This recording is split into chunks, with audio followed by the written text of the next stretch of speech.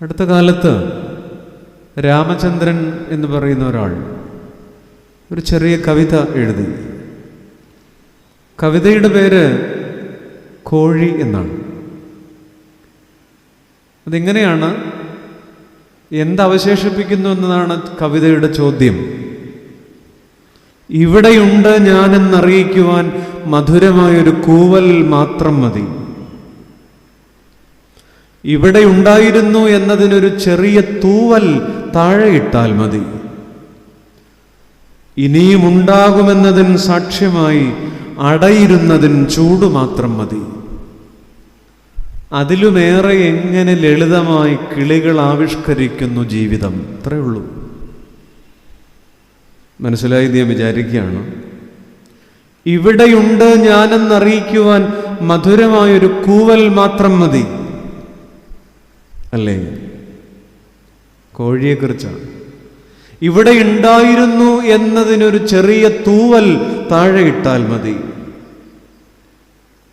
ഇനിയും ഉണ്ടാകുമെന്നതിന് സാക്ഷ്യമായി അടയിരുന്നതിന് ചൂട് മാത്രം മതി. അതിലുമേറെ എങ്ങനെ ലളിതമായി കിളികൾ ആവിഷ്കരിക്കുന്നു ജീവിതം. ഒരു ചെറുകിളിക്ക് പോലും ഓർമ്മയുടെ സുഗന്ധം അവശേഷിപ്പിക്കാൻ പറ്റും. എങ്ങനെ ഓർക്കപ്പെടുന്നു? 334 വർഷങ്ങളുടെ നിറവിൽ നിൽക്കുമ്പോൾ നമ്മളൊക്കെ ഇങ്ങനെ ജീവിതത്തിൽ ആരെങ്കിലുമൊക്കെ ആകാൻ നടക്കുകയാണ്. പക്ഷേ ഇങ്ങനെയാണ് ഓർക്കേണ്ടത്, ആരുമാകാനായില്ലെങ്കിലും ഏകാനാകാതെ പോകരുത്. എന്തെങ്കിലുമൊക്കെ ഏകാൻ. അറിയപ്പെടാനായില്ലെങ്കിലും നിറയപ്പെടാതെ പോകരുത്. കാഴ്ചയ്ക്കത്ര ഇല്ലെങ്കിലും കാഴ്ചയാകാതെ പോകരുത്. എന്താണ് അവശേഷിപ്പിക്കുക? ONV പണ്ട് സോവിയറ്റ് യൂണിയൻ സന്ദർശിച്ചപ്പോൾ കാറൽ മാർക്സിന്റെ ശവകുടീരം സന്ദർശിച്ചിട്ട് അതിൻ്റെ മുറ്റത്ത് നിന്ന് ഒരു വരി കുറിച്ചു തൻ്റെ പോക്കറ്റിലെ കടലാസിൽ. അതിങ്ങനെയായിരുന്നു: ശവകുടീരത്തിൽ നീ ഉറങ്ങുമ്പോഴും ഇവിടെ നിൻ വാക്കുറങ്ങാതിരിക്കുന്നു. ശവകുടീരത്തിൽ നീ ഉറങ്ങുമ്പോഴും ഇവിടെ നിൻ വാക്കുറങ്ങാതിരിക്കുന്നു. ഈ രാത്രി ഞാൻ ചിന്തിക്കുന്നത്, നിങ്ങളോട് പറയാൻ ആലോചിക്കുന്നത്, ഈ ദിവസങ്ങളിൽ ഒന്നിൽ നടന്നൊരു കാര്യമാണ്. ഈ ദിവസങ്ങളിൽ ഒന്നിലല്ല, ആണ്ടടക്കമുള്ള ആരാധനാവട്ടത്തിൽ വൃത്തത്തിൽ ഉയർപ്പിന് ശേഷം ആ ദിവസങ്ങളിലൊന്നിൽ സംഭവിച്ചൊരു കാര്യം. സാക്ഷാൽ ക്രിസ്തുയേശുവിൻ്റെ ഉയർപ്പിന് ശേഷം ആ ദിവസങ്ങളിലൊന്നിൽ സംഭവിച്ചൊരു കാര്യം. വിശുദ്ധ യോഹന്നാൻ 21 താളിലേക്ക് സ്വാഗതം. വിശുദ്ധ യോഹന്നാൻ 21 അധ്യായം 3-4 വാക്യങ്ങളാണ്. അതിങ്ങനെയാണ്. 4-ാം വാക്യമാണ് ഞാൻ എടുക്കുന്നത്. ആ രാത്രിയിൽ അവർ ഒന്നും പിടിച്ചില്ല. അത്രമാത്രം മതി. ആ രാത്രിയിൽ അവർ ഒന്നും പിടിച്ചില്ല. ഉയർപ്പിന് ശേഷമുള്ള ദിവസങ്ങളിലൊന്നിൽ തിബിരിയാസ് എന്ന് പറയുന്ന കടലിൻ്റെ തീരത്ത് നടന്ന ഒരു വിഷാദമുഖമായ അനുഭവം.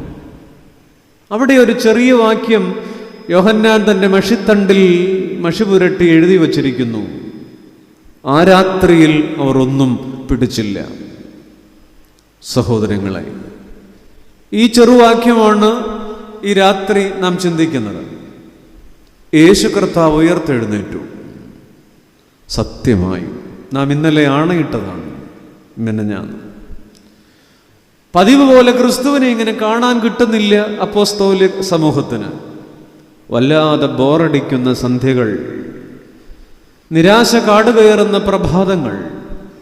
ഒരു ദിവസം വൈകുന്നേരം ആ മുറിക്കുള്ളിൽ അവരിയ്ക്കുമ്പോൾ ശീമോൻ പത്രോസ് ഇങ്ങനെ വല്ലാതെ ഒന്ന് ബോറടി മാറ്റാൻ വേണ്ടിയിട്ട് പറയുന്നൊരു വാക്കാണത്: ഞാൻ മീൻ പിടിക്കാൻ പോകുന്നു. ആ മുറിയുടെ മൂലയ്ക്ക് ചുരുട്ടി വച്ചിരിക്കുന്നൊരു വല കണ്ടപ്പോഴാണ്. ബാക്കി 6 ആ മുറിയിലുണ്ടായിരുന്നു. അവരും പറഞ്ഞു, ഞങ്ങളും വരുന്നു. എന്തിനാണ് ഇങ്ങനെ ഇരിക്കുക? ആരെ നോക്കിയിരിക്കാനാണ്? പഴയതുപോലെ നാഥൻ കൂടെയില്ല. അങ്ങനെ അവർ 7 പേരും കൂടി നാളുകളായി കട്ടപ്പുറത്ത് കയറി കിടന്ന വള്ളം തള്ളി കടലിലിറക്കി. ആ പഴയ വല പൊടി തട്ടിയെടുത്തു. നിങ്ങൾ കണ്ടോ? ആ സന്ധ്യയിൽ തിരമാലകളെ കീറിമുറിച്ച തിബിരിയാസിന്റെ ആഴങ്ങളിലേക്ക് 7 പേർ വലിയ പ്രസാദമില്ലാതെ തുഴഞ്ഞു പോകുന്നു. കണ്ടില്ലേ? അങ്ങനെ ഒരു രാത്രി മുഴുവൻ വലകൾ മാറി മാറി അലകടലിൽ വീശി നോക്കി. വെറുതെ തോണിയുമായി അവരലയുമ്പോൾ, ചെറുമീൻ പോലുമില്ലാതെ അവരുഴറുമ്പോൾ. ആ രാത്രി വലകൾ മാറി മാറി അലകടലിൽ വീശി നോക്കി, ഒരു നെത്തോലി പോലും കിട്ടിയില്ല. അങ്ങനെ രാവേറെ ചെന്നിരിക്കുന്നു. പുലരിയിൽ ഒരു തിരിച്ചുവരവുണ്ട്. ഇന്നലെ സന്ധ്യയ്ക്ക് തുഴഞ്ഞുപോയ തുഴയുടെ വേഗത ഈ പ്രഭാതത്തിൽ തിരിച്ചു തുഴയുമ്പോഴില്ലല്ലോ ആ ചെറുപ്പക്കാരുടെ കരങ്ങൾക്ക്. മനസ്സിന്റെ ശൂന്യത, ആത്മാവിലെ ശൂന്യത, വലയിലെ ശൂന്യത, പടകിലും മുഖത്തും ശൂന്യത. സാധാരണ 7 പേരെന്നൊക്കെ പറഞ്ഞ് പോകുന്നത് വഴിയൊക്കെ നന്നാവേണ്ടതാണ് വേദപുസ്തക ഭാഷയിലെങ്കിലും. ശീമോനുണ്ട്, തോമസ് ഉണ്ട്, യാക്കോബുണ്ട്, യോഹന്നാനുണ്ട്, നഥനയേലുണ്ട്, പേരെഴുതപ്പെടാത്ത 2 പേരുണ്ട്. ഈ 7 പേർ ഈ സന്ധ്യയ്ക്ക് നിങ്ങൾ കാണണം. അവർ തിരിച്ചു വരുന്നൊരു വരവുണ്ട്. ശാന്തമായ തിബിരിയാസിന്റെ തീരത്തേക്ക് പുലരിയിൽ ആ പടക് വന്നെടുക്കുന്നു. വിഫലമായ രാത്രിക്ക് മീതെ വിഷാദത്തിന്റെ കറുപ്പ് പടർന്ന ഒരു പ്രഭാതം. വിഫലമായ രാത്രിക്ക് മീതെ. മഹാകവി രവീന്ദ്രനാഥ ടാഗോർ പണ്ട് ജീവിതത്തിന്റെ നിരാശയെക്കുറിച്ച് പാടിയത് ഇങ്ങനെയാണ്: നോക്കത്താ ദൂരത്തോളം ഓളങ്ങൾ ഇരമ്പുന്നു, കഴിവിയിലതിൻ കര കാണുവാൻ. അതാണിവിടെയും. നോക്കത്താ ദൂരത്തോളം ഓളങ്ങൾ ഇരമ്പുന്നു, കഴിവിയിലതിൻ കര കാണുവാൻ. ടാഗോർ പാടിയ പോലെ ഈ പുലരിയിൽ 6-7 മുഖങ്ങൾ, ഒരു പരൽമീൻ പോലും കിട്ടാതെ എന്നെ കേൾക്കുന്ന ഈ ശ്രോതാക്കൾ, ദൈവജനം, ഇത് മനസ്സിൽ കാണണം. അതിനാണ് ഞാനിവിടെ ഒരു ചിത്രം വരച്ച് നിങ്ങളുടെ മുമ്പിൽ ഇടുക. പതിവിലും ശക്തിയുണ്ട് ഈ രാത്രി തിബിരിയാസിന്റെ കടലലകൾക്ക്. മനസ്സിൽ പതഞ്ഞു കയറുന്ന നിരാശയുടെ തിരമാലകൾ. നിങ്ങൾ കണ്ടോ വിവരണമായ ശീമോന്റെ മുഖം? അയാളാണ് കൂടുതൽ വിഷാദം. അയാളാണല്ലോ സംഘത്തലവൻ. ഒന്ന് നമുക്കറിയാം, പകലിന്റെ അലച്ചിലുകളേക്കാൾ സങ്കടമാണ് രാത്രിയുടെ അലച്ചിലുകൾക്ക്.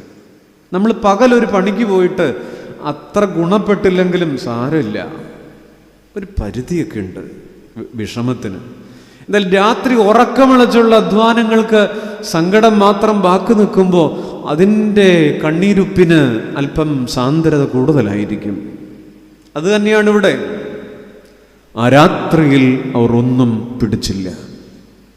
ഈ വാക്യം ഇന്ന് രാത്രി നാം ഒരുമിച്ച് ചിന്തിക്കുന്നത് ഞാൻ നിശ്ചയമായിട്ടും ഈ ദിവസങ്ങളിലാണത് സംഭവിച്ചത്. പണ്ട് ഉയർപ്പിന് ശേഷമുള്ള സന്ധ്യകളിലൊന്നിൽ.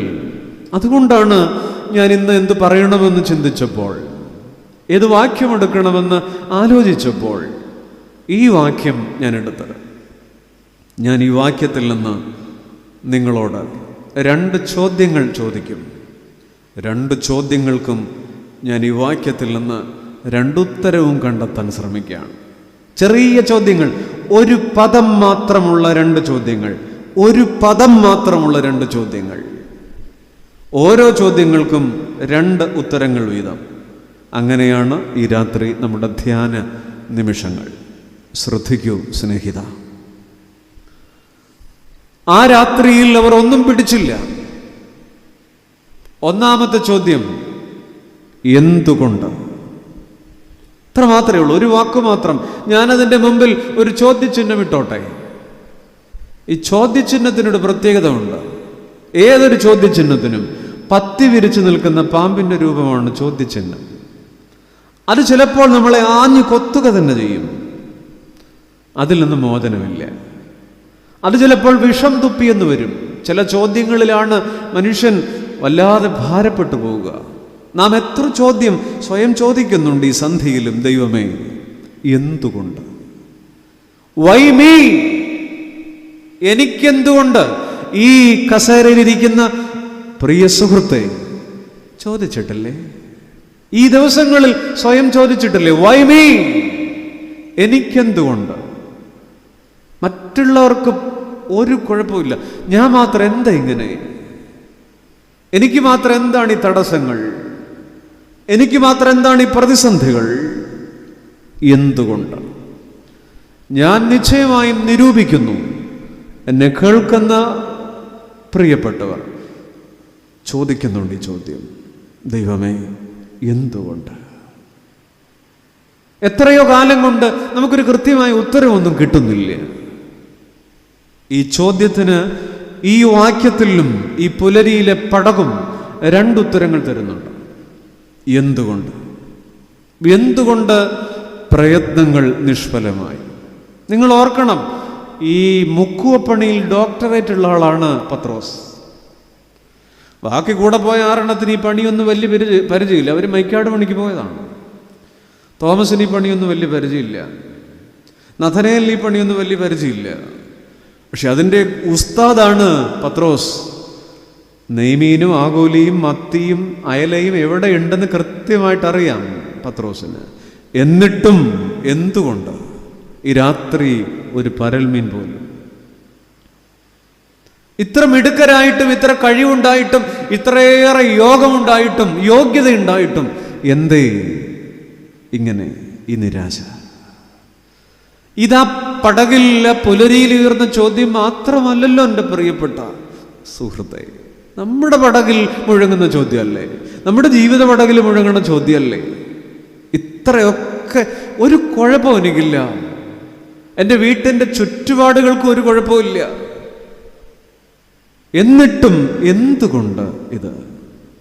ആദ്യത്തെ ചോദ്യം ഇതാണ്. നിങ്ങൾ നിങ്ങളുടെ മനസ്സിൻ്റെ മുമ്പിൽ ആ അക്ഷരങ്ങളൊന്ന് എഴുതി വയ്ക്കൂ. എന്തുകൊണ്ട്? ഒരു ചോദ്യചിഹ്നം. ഇതാ പടകിലെ ചോദ്യമാണ്, ആ പടകിനെ കുറിച്ചുള്ള ചോദ്യമാണ്. രണ്ടുത്തരങ്ങൾ അവിടെ ഉണ്ട് കേട്ടോ. ഒന്നാമത്തേത്, deeds that forget the obligations are fruitless. അതിൻ്റെ ഉത്തരം, കടപ്പാടുകളെ മറക്കുന്ന പ്രവർത്തികൾ നിഷ്ഫലം.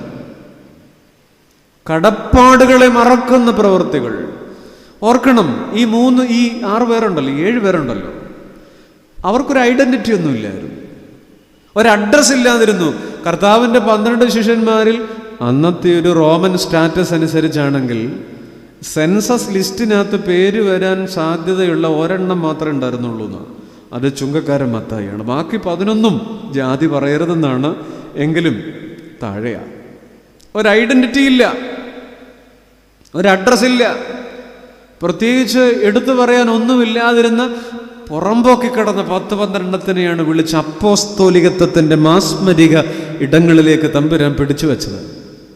കഴിഞ്ഞ 3.5 വർഷം അവർ എത്രയോ അനുഗ്രഹകരമായ നിമിഷങ്ങൾക്ക് സാക്ഷ്യം വഹിച്ച് ഗുരുവിൻ്റെ കൂടെ നിന്ന് നെഞ്ചും വിരിച്ചു നിന്നവരാണ്.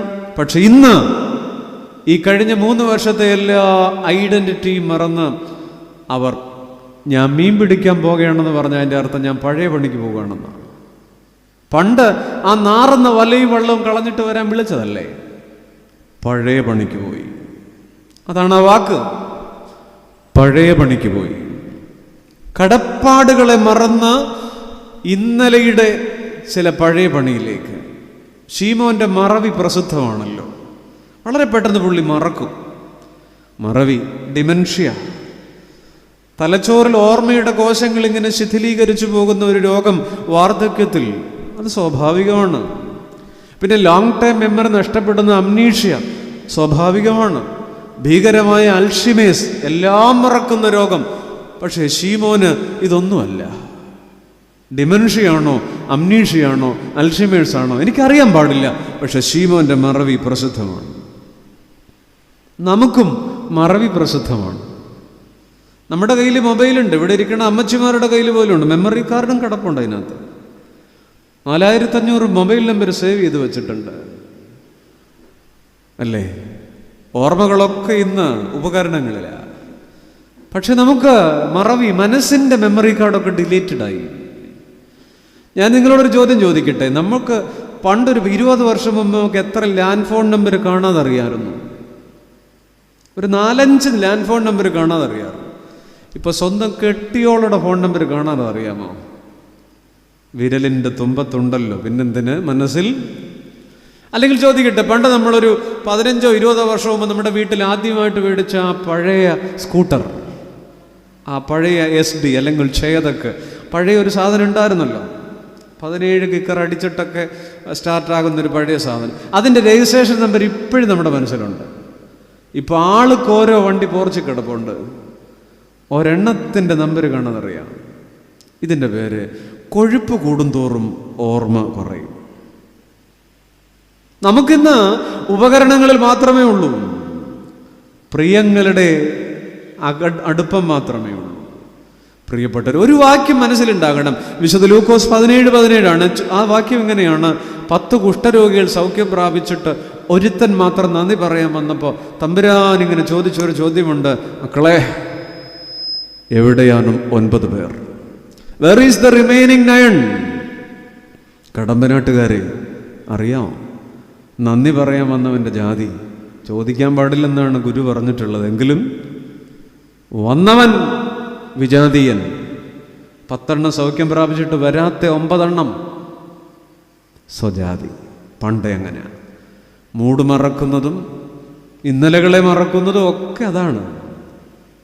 ഓർക്കണം പ്രിയപ്പെട്ടവരെ, കടപ്പാടുകളെ മറക്കുന്ന കർമ്മങ്ങൾ നിഷ്ഫലം. രാത്രി മുഴുവൻ അധ്വാനിച്ചു, ഒന്നും പിടിച്ചില്ല. ഇന്ന് മറവി പ്രസിദ്ധമാണ്. എത്ര പെട്ടെന്നാണ് കുടുംബജീവിതങ്ങളിലൊക്കെ. യഥാർത്ഥ സ്നേഹമില്ലായിരുന്നു പത്രോസിന്. ഒരു ചെറിയ ചിന്തയുണ്ട്. ഇന്ന് നമ്മൾ ലവ് എന്നുള്ള വാക്കിനേക്കാൾ കൂടുതൽ ഉപയോഗിക്കുന്നത് ലൈക്ക് എന്നുള്ള വാക്കാണ്, അല്ലേ? വാട്സാപ്പിലൊരു പോസ്റ്റ് കണ്ട്, അല്ല ഫേസ്ബുക്കിലൊരു പോസ്റ്റ് കണ്ട് ലൈക്ക് ചെയ്യുന്നു. ലൈക്കാണ്, ലൈക്ക്. ഒരു ചെറിയ ചിന്തയുണ്ട്, ബുദ്ധൻ്റേതാണെന്നാണ് എൻ്റെ ഓർമ്മ. അതിങ്ങനെയാണ്: what is the difference between I like you and I love you? ഞാൻ നിന്നെ ഇഷ്ടപ്പെടുന്നു, ഞാൻ നിന്നെ സ്നേഹിക്കുന്നു എന്നതിൻ്റെ വ്യത്യാസം എന്താണ്? What is the difference between I like you and I love you? അതിന് ഉത്തരം എങ്ങനെയാണ്? ബുദ്ധ ബ്യൂട്ടിഫുള്ളി ആൻസേർഡ്, നന്നായി മറുപടി പറഞ്ഞു. When you like a flower you plucked it. When you love a flower you water it daily. എന്ന് പറഞ്ഞാൽ, നിങ്ങൾക്കൊരു പൂവ് ഇഷ്ടമാണെങ്കിൽ അത് പറിച്ചെടുക്കും. എന്നാൽ നിങ്ങൾക്കൊരു പൂവിനോട് സ്നേഹമാണെങ്കിൽ ആ ചെടിക്ക് വെള്ളമൊഴിക്കും. നമ്മൾ നമ്മുടെ വീട്ടിൻ്റെ മുറ്റത്തുനിന്ന് പൂ പറിക്കുമോ? ഒരിക്കലുമില്ല.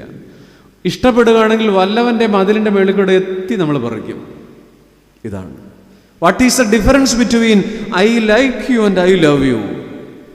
അതെത്ര മനോഹരമാണ്. ഇന്ന് ആ സ്നേഹമില്ല, ഇഷ്ടങ്ങൾ മാത്രം വാഴുകയാണ്. കേരളത്തിൽ ഇന്ന് 68% വിവാഹമോചനങ്ങൾ, അതിൻ്റെ കാരണം സ്മാർട്ട് ഫോണാണ്. 68%. അതൊരു അതിശയമല്ല. ഏറ്റവും കുറച്ച് വയനാട്ടിലാണ്. റേഞ്ച് കുറവായതുകൊണ്ടാണെന്ന് എനിക്കറിയാൻ പാടില്ല ചാറ്റ് ചെയ്യാൻ. പക്ഷെ ഒന്നുണ്ട്, കേരളത്തിലെ ബാച്ചിലേഴ്സിൻ്റെ പ്രണയം ഒരു പ്രതിസന്ധിയല്ല. 18, 20, 24 ഒക്കെ വയസ്സുള്ള പിള്ളേർ അങ്ങോട്ടും ഇങ്ങോട്ടും ഒക്കെ പ്രേമിക്കും. അതൊന്നും വലിയ കുഴപ്പമുള്ള കാര്യമല്ല. എന്നാൽ കേരളത്തിലെ കുടുംബജീവിതം അനുഭവിക്കുന്ന ഒരു പ്രതിസന്ധി മധ്യവയസ്കരുടെ പ്രണയമാണ്.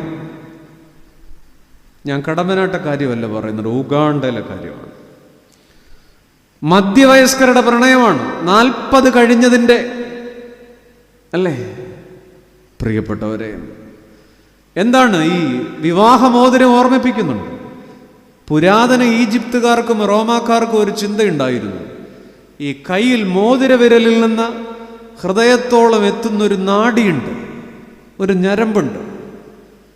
അതുകൊണ്ട് ഈ മോതിരവിരലിനെ, വിവാഹമോതിരം ഇടുന്ന വിരലിനെ അവർ വിളിക്കുന്നത് വെനെ ഇമോറിസ് എന്നാണ്. എന്ന് പറഞ്ഞാൽ അതൊരു ഓർമ്മപ്പെടുത്തലാണ്. ഹൃദയത്തെ ഇങ്ങനെ ഈ വിവാഹമോതിരം ഓർമ്മിപ്പിച്ചുകൊണ്ടിരിക്കും. മറുപാതിയെ മറന്ന് മറുകണ്ഠം ചാടരുതേ. ഇന്ന് വളരെ പെട്ടെന്നാണ് മറവിയിലേക്ക് പോവുക. താലോലിക്കേണ്ട കരങ്ങൾ തച്ചുടയ്ക്കുകയാണ്. മക്കളെ കഴുത്തു ഞെരിച്ചു കൊന്നിട്ട് ഇറങ്ങിപ്പോകാണ് പെൺകുട്ടി, വീട്ടമ്മ, ഇഷ്ടമുള്ളവൻ്റെ കൂടെ. പ്രിയപ്പെട്ടവരെ, ശീമോന്റെ പടകിന്റെ പ്രതിസന്ധി നമ്മുടെ പ്രതിസന്ധിയാണ്. ഇന്നലകളെ വളരെ പെട്ടെന്ന് മറക്കുക. ജീവിതത്തിൻ്റെ ഓർമ്മകൾ കൂടിറങ്ങിപ്പോവുക മറവിയുടെ കാണാക്കയങ്ങളിലേക്ക്. ഇസ്രായേൽ മക്കൾക്കൊരു പ്രശ്നമുണ്ടെന്ന് അറിയാം. അവർ 40 വർഷത്തെ യാത്രയിൽ വെള്ളം കിട്ടാതെ വരുന്നു, ഭക്ഷണം ഇല്ലാതെ വരുന്നു. അവരപ്പോൾ പറയുന്നൊരു കാര്യമുണ്ട്, ആ മിസ്രൈമിൽ കിടന്നെങ്കിൽ അവിടുത്തെ ബീഫിൻ്റെ ചരുവത്തിൻ്റെ അടിയിലെ ചാറെങ്കിലും കിട്ടിയനെ. അവിടെ കിടന്നാൽ മതിയായിരുന്നു. ഈ വല്യപ്പൻ മോശ ഞങ്ങളെ കൊണ്ടുപോവാ. അവിടെ കിടന്നിരുന്നെങ്കിൽ ബീഫിൻ്റെ ചാറെങ്കിലും വടിച്ചെങ്കിലും കഴിക്കാമായിരുന്നു. ഈ പ്രതിസന്ധിയുടെ പേരെന്താ? ഈ മറവിയുടെ പേരെന്താ? ഇന്നലത്തെ മന്ന മറക്കുകയും പഴയ ഇറച്ചിക്കലങ്ങൾ ഓർമ്മ വരികയും ചെയ്ത ഇസ്രായേൽ ഇന്ന് മലയാളിയുടെ കുടുംബജീവിതത്തിൽ കൂടെയുള്ള മന്ന മറക്കുകയും അനുഗ്രഹിക്കപ്പെട്ട മക്കളെ മറക്കുകയും കൂടെ ജീവിക്കുന്നവരെ മറക്കുകയും പഴയ ചില ഇറച്ചിപ്പാത്രങ്ങളെ ഓർമ്മ വരികയും ചെയ്യുന്നു. മനസ്സിലാകുന്നുണ്ടെന്നാണ് എൻ്റെ വിചാരം. ഇന്നലത്തെ മന്ന മറക്കുകയും പഴയ ഇറച്ചിച്ചാർ ഓർമ്മ വരികയും ചെയ്യുന്ന ഇസ്രായേലിന്റെ പ്രതിസന്ധി എൻ്റെ പ്രിയപ്പെട്ടവരെ നമുക്കുണ്ട്, നമ്മുടെ പടകിനുണ്ട്. ദിനം ദിനം ഞാൻ ദൈവമേ മറന്നുപോയി നിന്ദാനങ്ങൾ, സ്വാശ്രയത്തിൽ നികളയായി സ്നേഹവാനെ ക്ഷമിക്കണേ. പ്രിയപ്പെട്ടവരെ, പഴയ നിയമത്തിലെ യാക്കോബുണ്ടല്ലോ, അങ്ങേർക്ക് ജീവിതത്തിനൊരു ഗുരുത്വമില്ലാത്ത ആദ്യകാലം ഉണ്ടായിരുന്നു. പുള്ളി അപ്പനെ കളിപ്പിക്കുന്നുണ്ട്. നമ്മുടെ പിള്ളേരുടെ ഭാഷയിൽ പറഞ്ഞ ചേട്ടൻ ഏശാവിന് പാലും വെള്ളത്തിൽ പണി കൊടുക്കുന്നുണ്ട്, ഉഗ്രൻ പണി കൊടുക്കണുണ്ട്. എന്നിട്ടൊക്കെ നാട് വിട്ടു പോകുന്നുണ്ട്. ആ നാട് വിട്ട് പോകുന്ന പ്രായം 77 വയസ്സാണ്. 77 വയസ്സിൽ അമ്മാച്ചൻ്റെ വീട്ടിൽ, ലാബാന്റെ വീട്ടിൽ പോയിട്ട് 21 വർഷം കഴിഞ്ഞൊരു തിരിച്ചുവരവുണ്ട്. തിരിച്ചു വരുമ്പം പിള്ളേര് 13, ഭാര്യമാര് 2, ദാസിമാർ 2, 1 ലോറി ആളുകളുമായിട്ടാണ് പുള്ളി തിരിച്ചു വരുന്നത്. പക്ഷെ തിരിച്ചു വരുമ്പോൾ ഉൽപ്പത്തി 32:10 അദ്ദേഹം പറയുന്നൊരു കാര്യമുണ്ട്. ഒരു വടിയോടുകൂടെ മാത്രമല്ലോ 21 വർഷം മുമ്പ് ഞാൻ ഈ യോർദാൻ കടന്നുപോയത്, ഇപ്പോഴോ ഞാൻ 2 കൂട്ടമാണ്. എത്ര മധുരമുള്ള ഓർമ്മകൾ. ഇന്നലകളെ ഗുരുത്വം വീണ്ടെടുക്കുന്നൊരു യാക്കോബ്. 77 വയസ്സ് വരെ അദ്ദേഹത്തിന് ഗുരുത്വമില്ല. സ്വന്തം വീടിന് കണ്ണീർ മാത്രം കൊടുത്തവൻ, അപ്പൻ്റെ മരണക്കിടക്കയിലേക്ക് വിനകൾ വിളമ്പിക്കൊടുത്തവൻ, സഹോദരൻ്റെ പാനപാത്രത്തിലേക്ക് കയ്പിൻ്റെ ദ്രാക്ഷാരസം പങ്കിട്ടു കൊടുത്തവൻ, 77 വയസ്സ് വരെ ഗുരുത്വമില്ലാത്തവൻ യാക്കോബ് തിരികെ വരുമ്പോൾ 98 വയസ്സിൽ പറയുന്നു, ഒരു വടിയോടുകൂടെ മാത്രമല്ലോ ഞാൻ യോർദാൻ കടന്നത് പണ്ട്, ഇപ്പോഴോ ഞാൻ 2 കൂട്ടം. എൻ്റെ സ്നേഹിത, ഇന്നലെ നമ്മെ നടത്തിയ ചില ഊന്നുവടികൾ, നമുക്ക് താങ്ങായി നിന്ന ചില വടികളുണ്ട്, ഓർക്കുമോ? ഇന്നലകളെ മറക്കുന്ന കർമ്മങ്ങൾ നിഷ്ഫലം. പത്രോസിന്റെ പടകിന്റെ ഈ പ്രഭാതത്തിന്റെ പ്രതിസന്ധി ഇത് തന്നെയല്ലേ? പ്രിയപ്പെട്ടവരെ, നമ്മളൊക്കെ എന്താ, എങ്ങനെ വേണമെങ്കിലും നമുക്ക് വളരാമായിരുന്നു. ഒന്നോർത്ത് നോക്കിക്കേ, മുന്തിരിത്തോട്ടത്തിൽ നട്ട അത്തിമരം പോലെയാണ് ജീവിതം. മുന്തിരിത്തോട്ടത്തിൽ നട്ട അത്തിമരത്തിന് പ്രത്യേകം വളമില്ല, പ്രത്യേകം വെള്ളമില്ല. ഈ മുന്തിരിയുടെ ഇതൊക്കെ ഒഴിക്കുന്നതിൻ്റെയൊക്കെ അഡ്ജസ്റ്റ് ചെയ്ത് വളർന്നോണം വേണമെങ്കിൽ. അങ്ങനെയൊക്കെ നിന്നതാ നമ്മൾ പലപ്പോഴും. എന്നിട്ടും അസാധാരണമായ കരുതൽ ദൈവം നമുക്ക് തന്നു. എങ്ങനെ വേണമെങ്കിലും വളരാമായിരുന്നു. അസാധാരണമായൊരു കരുതൽ തന്നു. പ്രിയപ്പെട്ട ഒരു രക്ഷയുടെ ഇടനാഴിയുടെ പേരാണ് കൃതജ്ഞത. ഒരു മനുഷ്യൻ ഏറ്റവും വൃത്തികെട്ടവനാകാൻ ഒറ്റ കാരണം മാത്രം മതി: കൃതജ്ഞതയില്ലാതെ പോവുക, നന്ദിയില്ലാതെ പോവുക. രക്ഷയിലേക്കുള്ള ഇടനാഴിയുടെ പേരാണ് കൃതജ്ഞത. നമുക്ക് ചേരും നോഹയുടെ പെട്ടകത്തിൽ നിന്ന് പറത്തിവിട്ട പക്ഷി മലങ്കാക്ക. എല്ലാം സൗകര്യപ്രദമായി മറന്നു. പുതിയ വിരുന്നുകളിൽ പുതിയ എച്ചിൽ കൂമ്പാരം കണ്ടപ്പോൾ പഴയ പെട്ടകത്തിൻ്റെ കരുതൽ മറന്നു. ഒന്നാമത് നാം ചിന്തിക്കുന്നത് ഇതാണ്: എന്തുകൊണ്ട് ദൈവമേ, എന്തുകൊണ്ട് പലപ്പോഴും ഞാൻ ഇത്രയേറെ ബിസിനസ്സിൽ ഇറക്കിയിട്ടും എനിക്കൊരു പച്ചയില്ല? എൻ്റെ കുടുംബത്തിൽ ഞാൻ ഇത്രയേറെ ശ്രദ്ധിച്ചിട്ടും ഒരു ഉന്നതിയില്ല. എന്തുകൊണ്ട്? ചില മറവികളുണ്ടായിട്ടുണ്ടോ? ചില അനുഭവങ്ങൾ, ചിലതിനെയൊക്കെ മറന്ന് ഇങ്ങനെ കിടക്കുകയാണോ? ജീവപര്യന്തം തടവ് പോലും മിക്കവാറും 14 വർഷമൊക്കെ ഉള്ളൂ.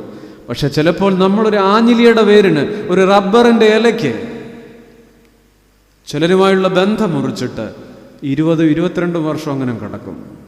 ചില കെട്ടുകളാണ്, ചില ബന്ധങ്ങൾ മുറിച്ച കെട്ടുകൾ. ഒന്ന്, ഇന്നലകളെ മറന്നുപോ. ഒരു മനുഷ്യൻ്റെ ഏറ്റവും വൈകൃതം അതാണ്. രണ്ടാമത്, എന്തുകൊണ്ടെന്നുള്ളതാണ് ആദ്യത്തെ ചോദ്യം. അതിനകത്ത് ഞാൻ പറഞ്ഞു രണ്ട് ഉത്തരമുണ്ട്. ഒന്നാമത്തെ ഇത് തന്നെയാണ്: എൻ്റെ ജീവിതത്തിലും ദൈവമേ, ഞാൻ മറക്കരുതാത്ത പലതിനെയും മറന്നുപോ. കണ്ണീര് വീണ ഇന്നലെയുടെ അത്താഴങ്ങളുണ്ടാകാം, ഇരുട്ടു വീണ പ്രഭാതങ്ങളുണ്ടാകാം, ഈ രാത്രി വെളുക്കാതിരുന്നെങ്കിലെന്ന് നനച്ചുപോയ ചില ഗതികേടിൻ്റെ വൈകുന്നേരങ്ങളില്ലേ. ഇന്ന് നമ്മളുണ്ടായതുകൊണ്ട് ഈ കടമ്പനാട്ട് ഭൂമി കുലുക്കുന്നില്ല എന്ന് പറഞ്ഞ് നമ്മൾ നടക്കുന്നേ ഒരു കാര്യമില്ല, ഒരു കാര്യവുമില്ല. ചില മറവികൾ നമ്മെ അനുഗ്രഹങ്ങൾ തടഞ്ഞു വയ്ക്കും. ചില മറവികൾ നമ്മുടെ ജീവിതത്തിൽ അനുഗ്രഹങ്ങൾ തടഞ്ഞു വയ്ക്കും. അതൊന്ന് മനസ്സിൽ വച്ചേക്കണേ. 2, എന്തുകൊണ്ട്? Why me? എനിക്കെന്തുകൊണ്ട് എൻ്റെ പടക് ശൂന്യമാണ്? ആ രാത്രിയിൽ അവർ ഒന്നും പിടിച്ചില്ല. രണ്ടാമത്തെ ഉത്തരവിതാണ്: ക്രമീകൃതമായതിൽ നിന്ന് പ്രാകൃതമായതിലേക്ക് മടങ്ങുമ്പോൾ ഫലം ശൂന്യം.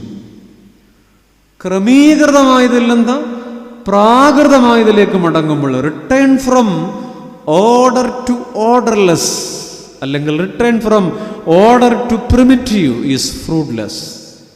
എന്താ ഈ ക്രമീകൃതം? പത്രോസും 6 പേരും 7 പേരും ഒരു 3.5 വർഷം മുമ്പ് വരെ അത്ര ഓർഡേർഡ് ലൈഫൊന്നുമല്ല. ഇഷ്ടമുള്ളപ്പോൾ എഴുന്നേൽക്കുന്നു, ഇഷ്ടമുള്ളപ്പോൾ പ്രത്യേകിച്ചും അങ്ങനെയുള്ളവരുടെ ജീവിതത്തിന് ഈ കടലെന്ന് പറയുന്നത് തന്നെ, കടൽ തീരം ഭൂപടത്തിൻ്റെ വിളുമ്പാണ്. അവിടെ ജീവിക്കുന്നവർക്ക് പ്രത്യേകിച്ചൊരു സിസ്റ്റം ഒന്നും ചിലപ്പോഴെങ്കിലും കാണാറില്ല. ഞാൻ പൊതുവിൽ അങ്ങനെ പറയുന്നതല്ല.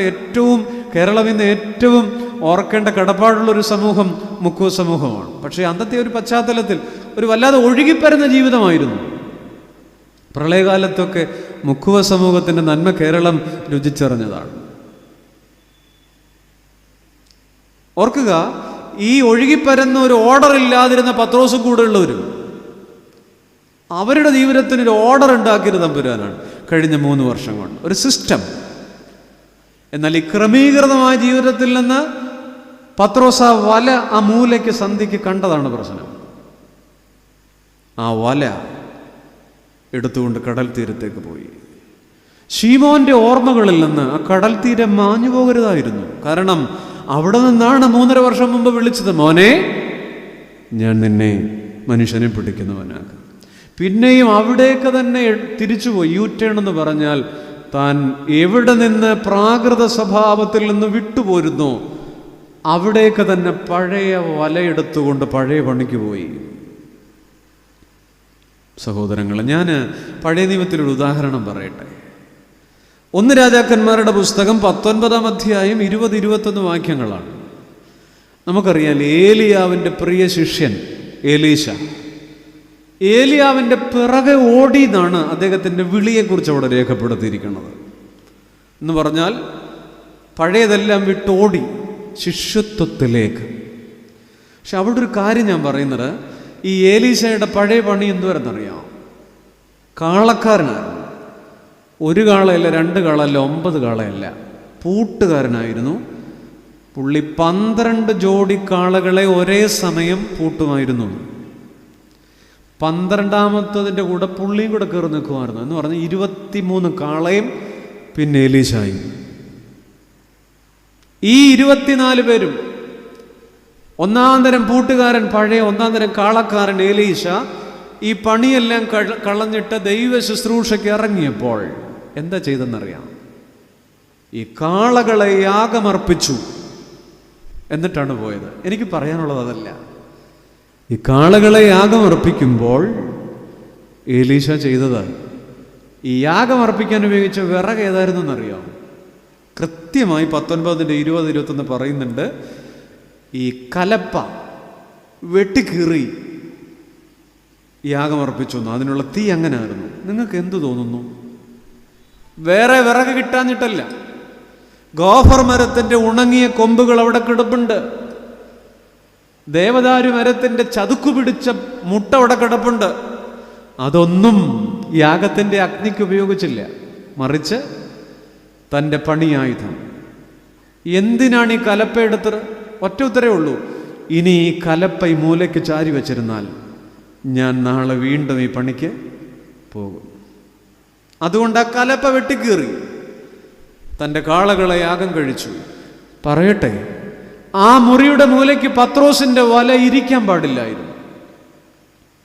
കഴിഞ്ഞ 50 ദിവസമായിട്ട് ഒരുപക്ഷെ നോമ്പ് നോറ്റു, മദ്യം കൈകൊണ്ട് തൊട്ടിട്ടില്ല, ചില കുപ്പി കാണാൻ പോലും പാടില്ല, കാലിക്കുപ്പി പോലും കാണാൻ പാടില്ല. അതിൻ്റെ ലേബൽ കണ്ടാൽ മതി, ചിലപ്പം വീണുപോകും. അതും കടമ്പനാട്ട കാര്യമല്ല. ചില സാഹചര്യങ്ങളൊന്നും ഒഴിവാക്കി കളയണം മക്കളെ. ചില സിമ്മ് ആ നമ്പർ വേണ്ട, സിമ്മ് ഒടിച്ച് കളയേണ്ടി വരും ചിലപ്പോൾ. ചില കോളുകൾ എടുക്കണ്ട, ചില വണ്ടിയെ നീ കയറണ്ട. ആ വണ്ടിയെ പോകുമ്പോഴില്ലേ നിനക്ക് വിഷയം. നിന്നെ നോക്കി ഒരു ചിരി, 2 ചിരി, പിന്നെ ഒരു ചെറിയ മെസ്സേജ്. ചില സാഹചര്യങ്ങളെ ഒഴിവാക്കുമോ? Can you avoid the situations? പത്രോസിന് വലയായിരുന്നു പ്രശ്നം. ആ വല കണ്ടപ്പോൾ നമുക്കും ചില ഈ പാപം എന്താണ്, വാട്ട് ഈസ് സിൻ, അതിന് ഏറ്റവും മനോഹരമായ ഉത്തരം എങ്ങനെയാണ്? Desire plus opportunity is equal to sin. Desire എന്ന് പറഞ്ഞാൽ ആഗ്രഹം, ഓപ്പർച്യൂണിറ്റി എന്ന് പറഞ്ഞാൽ അവസരം. Desire plus opportunity is equal to sin എന്ന് പറഞ്ഞാൽ ആഗ്രഹം അധികം അവസരം സമം പാപം. എന്നെ കേൾക്കുന്നവരെ, പലപ്പോഴും നമ്മൾ വീണു പോകാത്ത ആഗ്രഹം ഉണ്ടായിട്ടും അവസരമില്ലാത്തതുകൊണ്ടാണ്. ഒന്ന് ചിന്തിച്ചുകൊണ്ടിരുന്നേ. പലപ്പോഴും നമ്മൾ പാപത്തിൻ്റെ പടുകുഴിയിൽ വീഴാത്തത് ആഗ്രഹം ഉണ്ടായിട്ടും അവസരമില്ലാഞ്ഞുകൊണ്ടാണ്. എന്നാൽ അവസരങ്ങളെ മാറ്റുമോ? ഈ വല, ചുരുട്ടി വച്ചിരിക്കുന്ന വല ഒന്ന് മാറ്റേണ്ടതായിരുന്നു. എലീശ കാളയെ വിട്ടോടി. പണ്ടൊരു സംഭവം ഞാൻ പറയാം. ജൂലിയസ് സീസർ, ലോകം കീഴടക്കിയ ജൂലിയസ് സീസർ റോമിൽ നിന്ന് ഇംഗ്ലണ്ടിനെ ആക്രമിക്കാൻ 14 കപ്പലുകളിൽ യുദ്ധസന്നാഹവുമായി പുറപ്പെട്ടു. ഇംഗ്ലണ്ടിൻ്റെ തീരത്ത് ജൂലിയസ് സീസറുടെ സൈന്യം ഇറങ്ങി. ജയിച്ചു പോകാൻ വന്ന് ഇറങ്ങിയതാണ്. പക്ഷേ ഇംഗ്ലണ്ടിൻ്റെ സൈന്യത്തെ കണ്ടപ്പോൾ പേടിച്ചു പോയി. അതുക്കും മേലെ എന്നൊക്കെ പറഞ്ഞ പോലെ ഇംഗ്ലണ്ടിൻ്റെ സൈന്യം 3 ഇരട്ടിയാണ്. അഭിമാനിയായ ജൂലിയസ് സീസർക്ക് യുദ്ധം തുടങ്ങാതിരിക്കാൻ പറ്റത്തില്ല, വന്നുപോയില്ലേ. പക്ഷെ ജൂലിയസ് സീസറുടെ സൈന്യം ഭയപ്പെട്ടിരിക്കുന്നു ആ സന്ധിയിൽ. ഇതെങ്ങനെ മുന്നോട്ട് പോകും? തങ്ങളിവിടെ കിടന്ന് മരിച്ചു പോകത്തേ ഉള്ളൂ. അന്ന് രാത്രി ഒരു സംഭവം ഉണ്ടായി. ആ കടൽ തീരത്ത് നങ്കൂരമിട്ടിരുന്ന 14 കപ്പലുകൾ രാവിൻ്റെ നിശബ്ദതയിൽ തീയാളിക്കത്തി. 14 കപ്പലുകളും വലിയൊരു തീപിടുത്തം ഉണ്ടായി. തീ അണയുമ്പോഴേക്കും ഈ സൈന്യം മുഴുവൻ പരിഭ്രമിച്ചു പോയി. കപ്പലും കൂടെ കത്തിപ്പോയി. ഇവിടെ കിടന്ന് ചാകുക തന്നെ. തീ അണയുമ്പോഴേക്കും അവരുടെ സംഘനേതാവ് ജൂലിയസ് സീസറുടെ സന്ദേശമെത്തി, ആരും ഭയപ്പെടേണ്ട, ഈ കപ്പലുകൾ കത്തിച്ചത് ശത്രുക്കളായ ഇംഗ്ലണ്ടല്ല, ഞാൻ തന്നെയാണ് കത്തിച്ചു കളഞ്ഞത്. അദ്ദേഹം സന്ദേശം തുടർന്നു, ഒന്നുകിൽ ഇംഗ്ലണ്ടിനോട് തോറ്റ് ഇവിടെ കടന്ന് മരിക്കാം, അല്ലെങ്കിൽ അവരെ തോൽപ്പിച്ച് അവരുടെ കപ്പലുകളിൽ റോമിലേക്ക് മടങ്ങാം. എന്തു വേണം? പ്രിയപ്പെട്ടവരെ, ആ യുദ്ധം റോം ജയിച്ചു എന്നാണ് ചരിത്രം. ചില പഴയ ആയുധങ്ങളെ കത്തിച്ചു കളയുമോ? ചില പഴയ പടക്കോപ്പുകളെ ഉപേക്ഷിക്കുമോ? പ്രാകൃതമായതൊക്കെ ആ കപ്പൽ കത്തിയപ്പോൾ പിന്നെ വേറെ നിവൃത്തിയില്ല. പണ്ട് നമ്മുടെ നാട് ഭരിച്ചിരുന്ന ചേര രാജാക്കന്മാരും ചോള രാജാക്കന്മാരും ഒക്കെയാണ്. ഈ ചേര രാജാക്കന്മാർ നാട് ഭരിച്ചിരുന്ന കാലം, അതായത് പഴശ്ശിരാജയുടെ ഒക്കെ കാലം, ഈ യുദ്ധത്തിനേർപ്പെടുന്ന സൈനികർക്ക് അവരുടെ അന്ന് ഉപയോഗിച്ചിരുന്നൊരു പദമുണ്ട്. ഇന്ന് മലയാളത്തിൽ ആ വാക്ക് ഉപയോഗിക്കുന്നില്ല. ആ വാക്കിൻ്റെ പേര് പുറപ്പൂൺ എന്നാണ്. ആർക്കും മനസ്സിലായില്ലെന്ന് ഒരു പരിധി വരെ എനിക്ക് മനസ്സിലായി. പുറപ്പൂൺ എന്ന വാക്ക് അന്ന് ഒരു വൃത്തികെട്ട വാക്കാണ്, ആത്മാഭിമാനത്തിൻ്റെ വാക്കാണ്. പുറപ്പൂൺ എന്ന് പറഞ്ഞാൽ യുദ്ധത്തിനിറങ്ങുന്ന പടയാളിക്ക് ഉണ്ടാകുന്ന മുറിവിൻ്റെ പേരാണ് പുറപ്പൂൺ. വെറും മുറിവല്ല, പുറത്തുണ്ടാകുന്ന മുറിവ്, പുറത്തെ പുണ്ണ്. അതുണ്ടാകാൻ പാടില്ല. അത് ഉണ്ടാകുന്നവൻ പിന്നെ പോയി ചത്തോണം. അതാണ് ചേര രാജാക്കന്മാരുടെ കാലത്തെ ചിന്ത. എപ്പോഴാണ് ഒരു പടയാളിക്ക് പുറത്ത് മുറിവുണ്ടാവുക? നേർക്ക് നേർ നിന്ന് യുദ്ധം ചെയ്യുന്ന ഒരു സൈനികന് പുറത്ത് മുറിവുണ്ടാവില്ല. പിന്തിരിഞ്ഞോടുമ്പോഴാണ് വാളിൻ്റെ മൂർച്ചയുള്ള മുന പുറത്തു വീഴുക. പുറം തിരിഞ്ഞോടുമ്പോഴാണ്. അപ്പോൾ സൈനികരെ സംബന്ധിച്ചിടത്തോളം അന്ന് പുറം തിരിഞ്ഞോടാൻ പാടില്ല. പുറം തിരിഞ്ഞോടുമ്പോൾ പുറത്ത് മുറിവ് വീഴും. അത് പുറപ്പൂണാണ്. അവൻ പിന്നെ ജീവിച്ചിട്ട് കാര്യമില്ല. ഒരു പെരുന്നാൾ, ഒരു നോമ്പ് കഴിഞ്ഞു, ചില പുറപ്പുണ്ട് നമുക്കില്ലേ? കഴിഞ്ഞ 50 ദിവസം മുമ്പ് ഒരു ടിക്കറ്റ് എടുത്തിട്ട് ഈ നോമ്പെന്ന വണ്ടിയെ കയറിയതാ. ഇടയ്ക്കൊക്കെ തിരിഞ്ഞോടിയില്ലേ? പുറത്ത് മുറിവുണ്ടായില്ലേ? ഇടയ്ക്കൊക്കെ തിരിഞ്ഞോടിയില്ലേ? എത്രയോ പെരുന്നാളുകൾ കഴിഞ്ഞിരിക്കുന്നു, പുറപ്പും പിറംതിരിഞ്ഞോടിയ മുറിവുണ്ടായിട്ടില്ലേ? പ്രാകൃതമായതിലേക്ക് മടങ്ങുമ്പോഴൊക്കെ പുറപ്പൂണ. പത്രോസും കൂടെയുള്ളവരും പുറംതിരിഞ്ഞോടിയിരിക്കുന്നു. ആ മൂലയ്ക്ക് ആ വല പാടില്ലായിരുന്നു. അതുകൊണ്ടാണ് എബ്രായ ലേഖനം 2-ാം അധ്യായം 1-ാം വാക്യം പറയുന്നത്, നാം വല്ലപ്പോഴും ഒഴുകിപ്പോകാതിരിക്കേണ്ടത്. നമ്മൾ സ്ഥിരം ഒന്നും കുഴപ്പമുള്ളവരല്ല. വല്ലപ്പോഴും ഒഴുകിപ്പോകാതിരിക്കേണ്ടതിന് കേട്ടത് അധികം ശ്രദ്ധയോടെ കരുതിക്കൊള്ളേണ്ടത് ആവശ്യമാകുന്നു. നമുക്ക് മാത്രമായി ദൈവം ചില നിയോഗങ്ങൾ തന്നിട്ടില്ലേ? ശിംശോൻ അത് മറന്നുപോയി. ദലീലയുടെ ലാസ്യഭാവങ്ങൾക്ക് മുമ്പിൽ അവളുടെ മടിയിൽ ചാഞ്ഞുറങ്ങുമ്പോൾ ശിംശോൻ മറന്നുപോയി, സ്വർഗത്തിലെ അപ്പൻ എനിക്ക് മാത്രമായി ചില നിയോഗങ്ങൾ തന്നിട്ടുണ്ടല്ലോ എന്ന്. അതൊരു പുറപ്പൂണാണ്. പ്രാകൃതമായതിലേക്ക് മടങ്ങി. ദാവീദ് എത്രയോ നല്ല മനുഷ്യനാണ്, പക്ഷെ ബേർശബയുടെ മുമ്പിൽ ഒരു ചെറിയ കണ്ണിൻ്റെ മോഹം, പ്രാകൃതമായതിലേക്ക് ആ മനുഷ്യൻ മടങ്ങി. ദാവീദ് ഒരു ഇടയനാണ്. ഇടയൻ്റെ പ്രത്യേകത എന്താ? ഒരു ഇടയൻ എപ്പോഴും ഒരു പഴയ ഭാവം ഉണ്ടെന്നറിയാം. ഇടയൻ്റെ കൾച്ചർ എന്ന് പറയുന്നത് നൊമാഡിക് കൾച്ചറാണ്, അലഞ്ഞു തിരിയുന്ന സംസ്കാരമാണ്. ഇങ്ങനെ ഒരു ദേശത്തു നിന്ന് ഒരു ദേശത്തേക്ക് ഇങ്ങനെ പൊക്കൊണ്ടിരിക്കും. ദാവീദ് ഇസ്രായേലിൻ്റെ രാജാവാകുമ്പോഴും ഒരു നൊമാഡിക് കൾച്ചർ അങ്ങേരുടെ ഉള്ളിലുണ്ട്, അലഞ്ഞു തിരിയുന്നൊരു മനസ്സ്. അങ്ങനെയാണ് തൻ്റെ സൈനികൻ്റെ, തൻ്റെ പടത്തലവൻ്റെ ഭാര്യ അയാളുടെ മനസ്സിൽ സൃഷ്ടിച്ച വികാരത്തിൻ്റെ പ്രകമ്പനങ്ങൾ.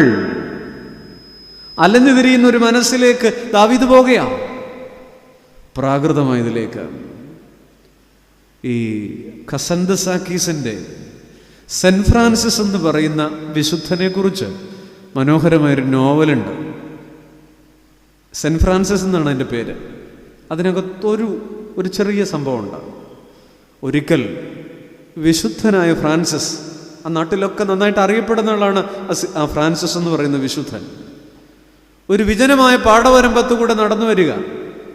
അദ്ദേഹം തന്നെയുള്ളൂ.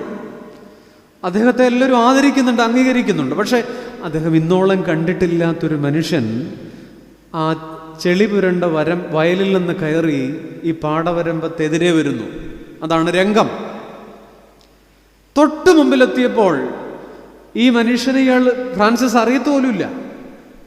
എതിരെ വന്ന വൃദ്ധനായ കർഷകൻ ഈ ഫ്രാൻസിസിന്റെ മുഖത്ത് നോക്കി ഇങ്ങനെ ഒരു കാര്യം പറഞ്ഞു: വലിയ വിശുദ്ധനാണെന്നൊക്കെ കേൾക്കുന്നു, അതിനൊത്ത രീതിയിൽ ജീവിച്ചേക്കണം കേട്ടോ.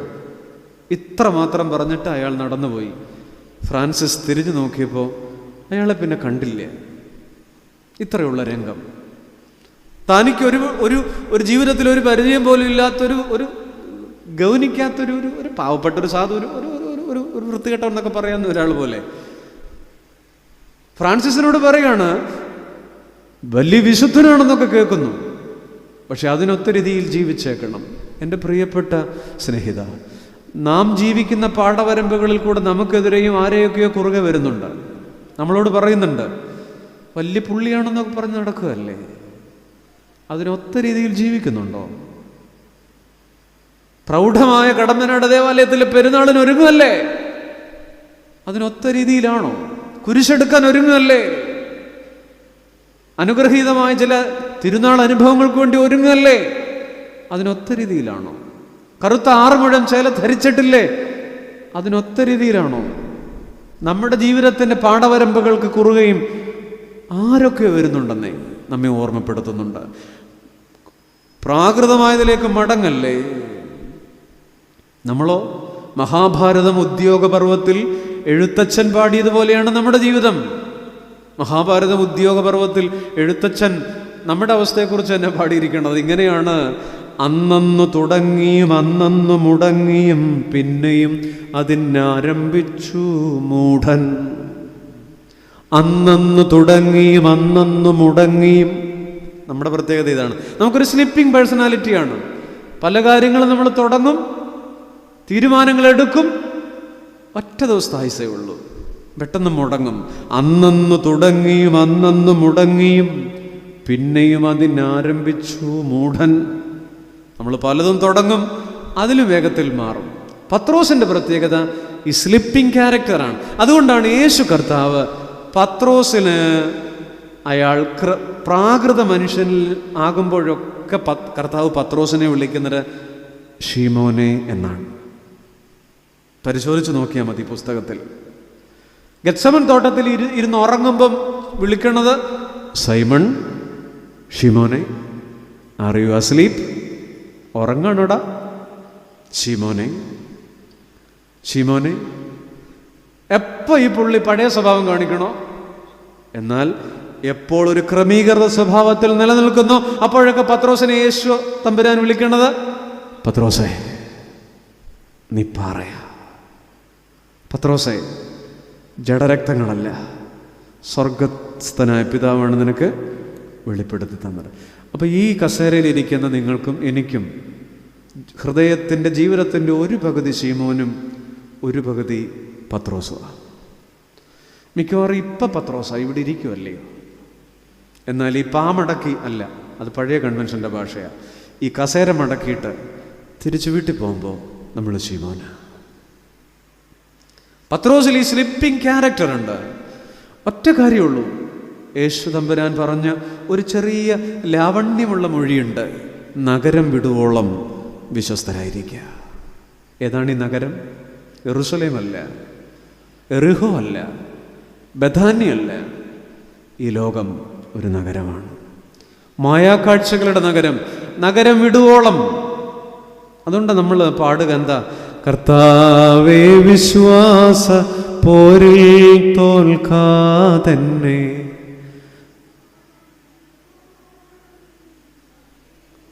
നിങ്ങളുടെ കുറ്റമല്ല, ഈ പാട്ട് പാടിപ്പിച്ച എന്നെ പറയണം. കാരണം ഈസ്റ്റർ കഴിഞ്ഞ് പെരുത്ത സന്തോഷത്തിൽ പെരുന്നാളിനൊരുങ്ങുമ്പോൾ ഈ വൃത്തികെട്ട പാട്ടാണോ, മരണപ്പാട്ടാണോ പാടിക്കുക? അതുകൊണ്ടാച്ചോ ഞങ്ങളൊന്നും പാടാത്തത്.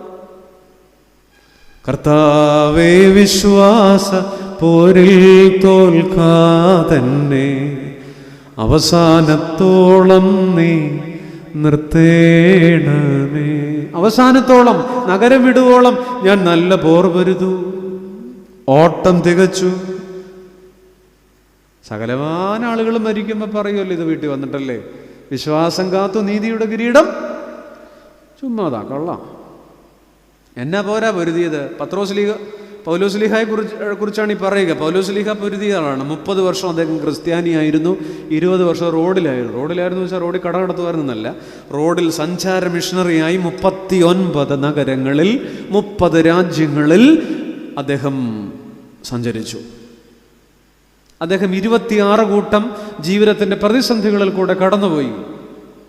അവിടെയൊക്കെ യേശുക്രിസ്തു അദ്ദേഹത്തിന് ഒരു വലിയ കൃപയായിരുന്നു. അദ്ദേഹത്തെക്കുറിച്ചാണ് പറഞ്ഞത്, ഞാൻ നല്ല പോർ പൊരുതു, ഓട്ടം. നമ്മളെക്കുറിച്ചെല്ലാം പറയും. എന്നാ പോരാ പൊരുതിക്കൊണ്ടിരിക്കുന്നത്? മരുമകളുമായിട്ടുള്ള ഗുസ്തിയാണോ? വീട്ടിൽ കിടന്നുണ്ടാക്കുന്ന പോരാണോ നമ്മുടെ പോര്?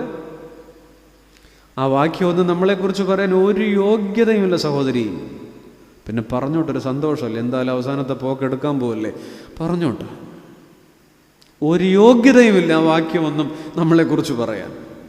എന്തുകൊണ്ട് ഈ വലശൂന്യമായി? 1, ഇന്നലകളെ മറന്നു. 2, ക്രമീകൃതമായതിൽ നിന്ന് പ്രാകൃതമായതിലേക്ക് പോയി. ഒന്നാമത്തെ ചോദ്യം ഞാൻ ഈ പറഞ്ഞില്ലേ, ഒരു പദം മാത്രമാണ്, വൈ മീ? എന്തുകൊണ്ട് എൻ്റെ ജീവിത പടക് ഇങ്ങനെ കാലിയടിച്ച് കിടക്കണം? ഉത്തരം ഇതാണ്. ഈ വിഷയത്തിൻ്റെ അടുത്ത ചോദ്യം അതെങ്ങനെയാണ്? ഒരു ചെറിയ പദം, ചോദ്യചിഹ്നമുണ്ട്, ശ്രദ്ധിക്കൂ. എന്നിട്ടും. നിങ്ങൾ ആ വാക്ക് മനസ്സിൻ്റെ മുമ്പിലൊന്ന് എഴുതിയോ? എന്നിട്ടും എന്നെഴുതി ഒരു ക്വസ്റ്റ്യൻ മാർക്ക് ഇട്ടോ? ഒരനക്കവും ഇല്ലാതെ ഇവിടെ ഇരിക്കുകയാണ്, ഒരനക്കവും ഇല്ല. ചിലരുടെ ഇരിപ്പ് കണ്ടിട്ട് സ്തോത്ര കാഴ്ച ഇടാൻ കൊണ്ടുവന്ന കാശ് നനഞ്ഞ മട്ടാണ്. വൈകിട്ട് മഴ പെയ്തോ? അതാണ് സ്തോത്ര കാഴ്ച ഇടാൻ കൊണ്ടുവന്ന 500-ൻ്റെയോ മറ്റോ നോട്ട് നനഞ്ഞ മട്ടിലാണ് ഇവിടെ ഇരിപ്പ്. എന്നിട്ടും ചോദ്യം. ആദ്യത്തെ ചോദ്യം എന്തുകൊണ്ട്?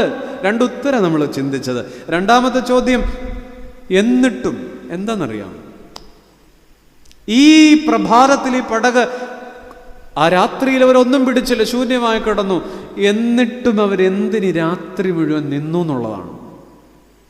സാധാരണ കടലിൻ്റെ മർദ്ദവ്യത്യാസം, താപവ്യത്യാസം, വേലിയേറ്റം, വേലിയിറക്കം, ജലോപരിതലത്തിലെ ഊഷ്മാവിൻ്റെയൊക്കെ വ്യത്യാസം കൊണ്ട് ഈ മീൻ പിടിക്കാൻ ചിലപ്പോൾ കിട്ടില്ല. അത് പക്ഷെ പത്രോസിന് നന്നായിട്ട് അറിയാം.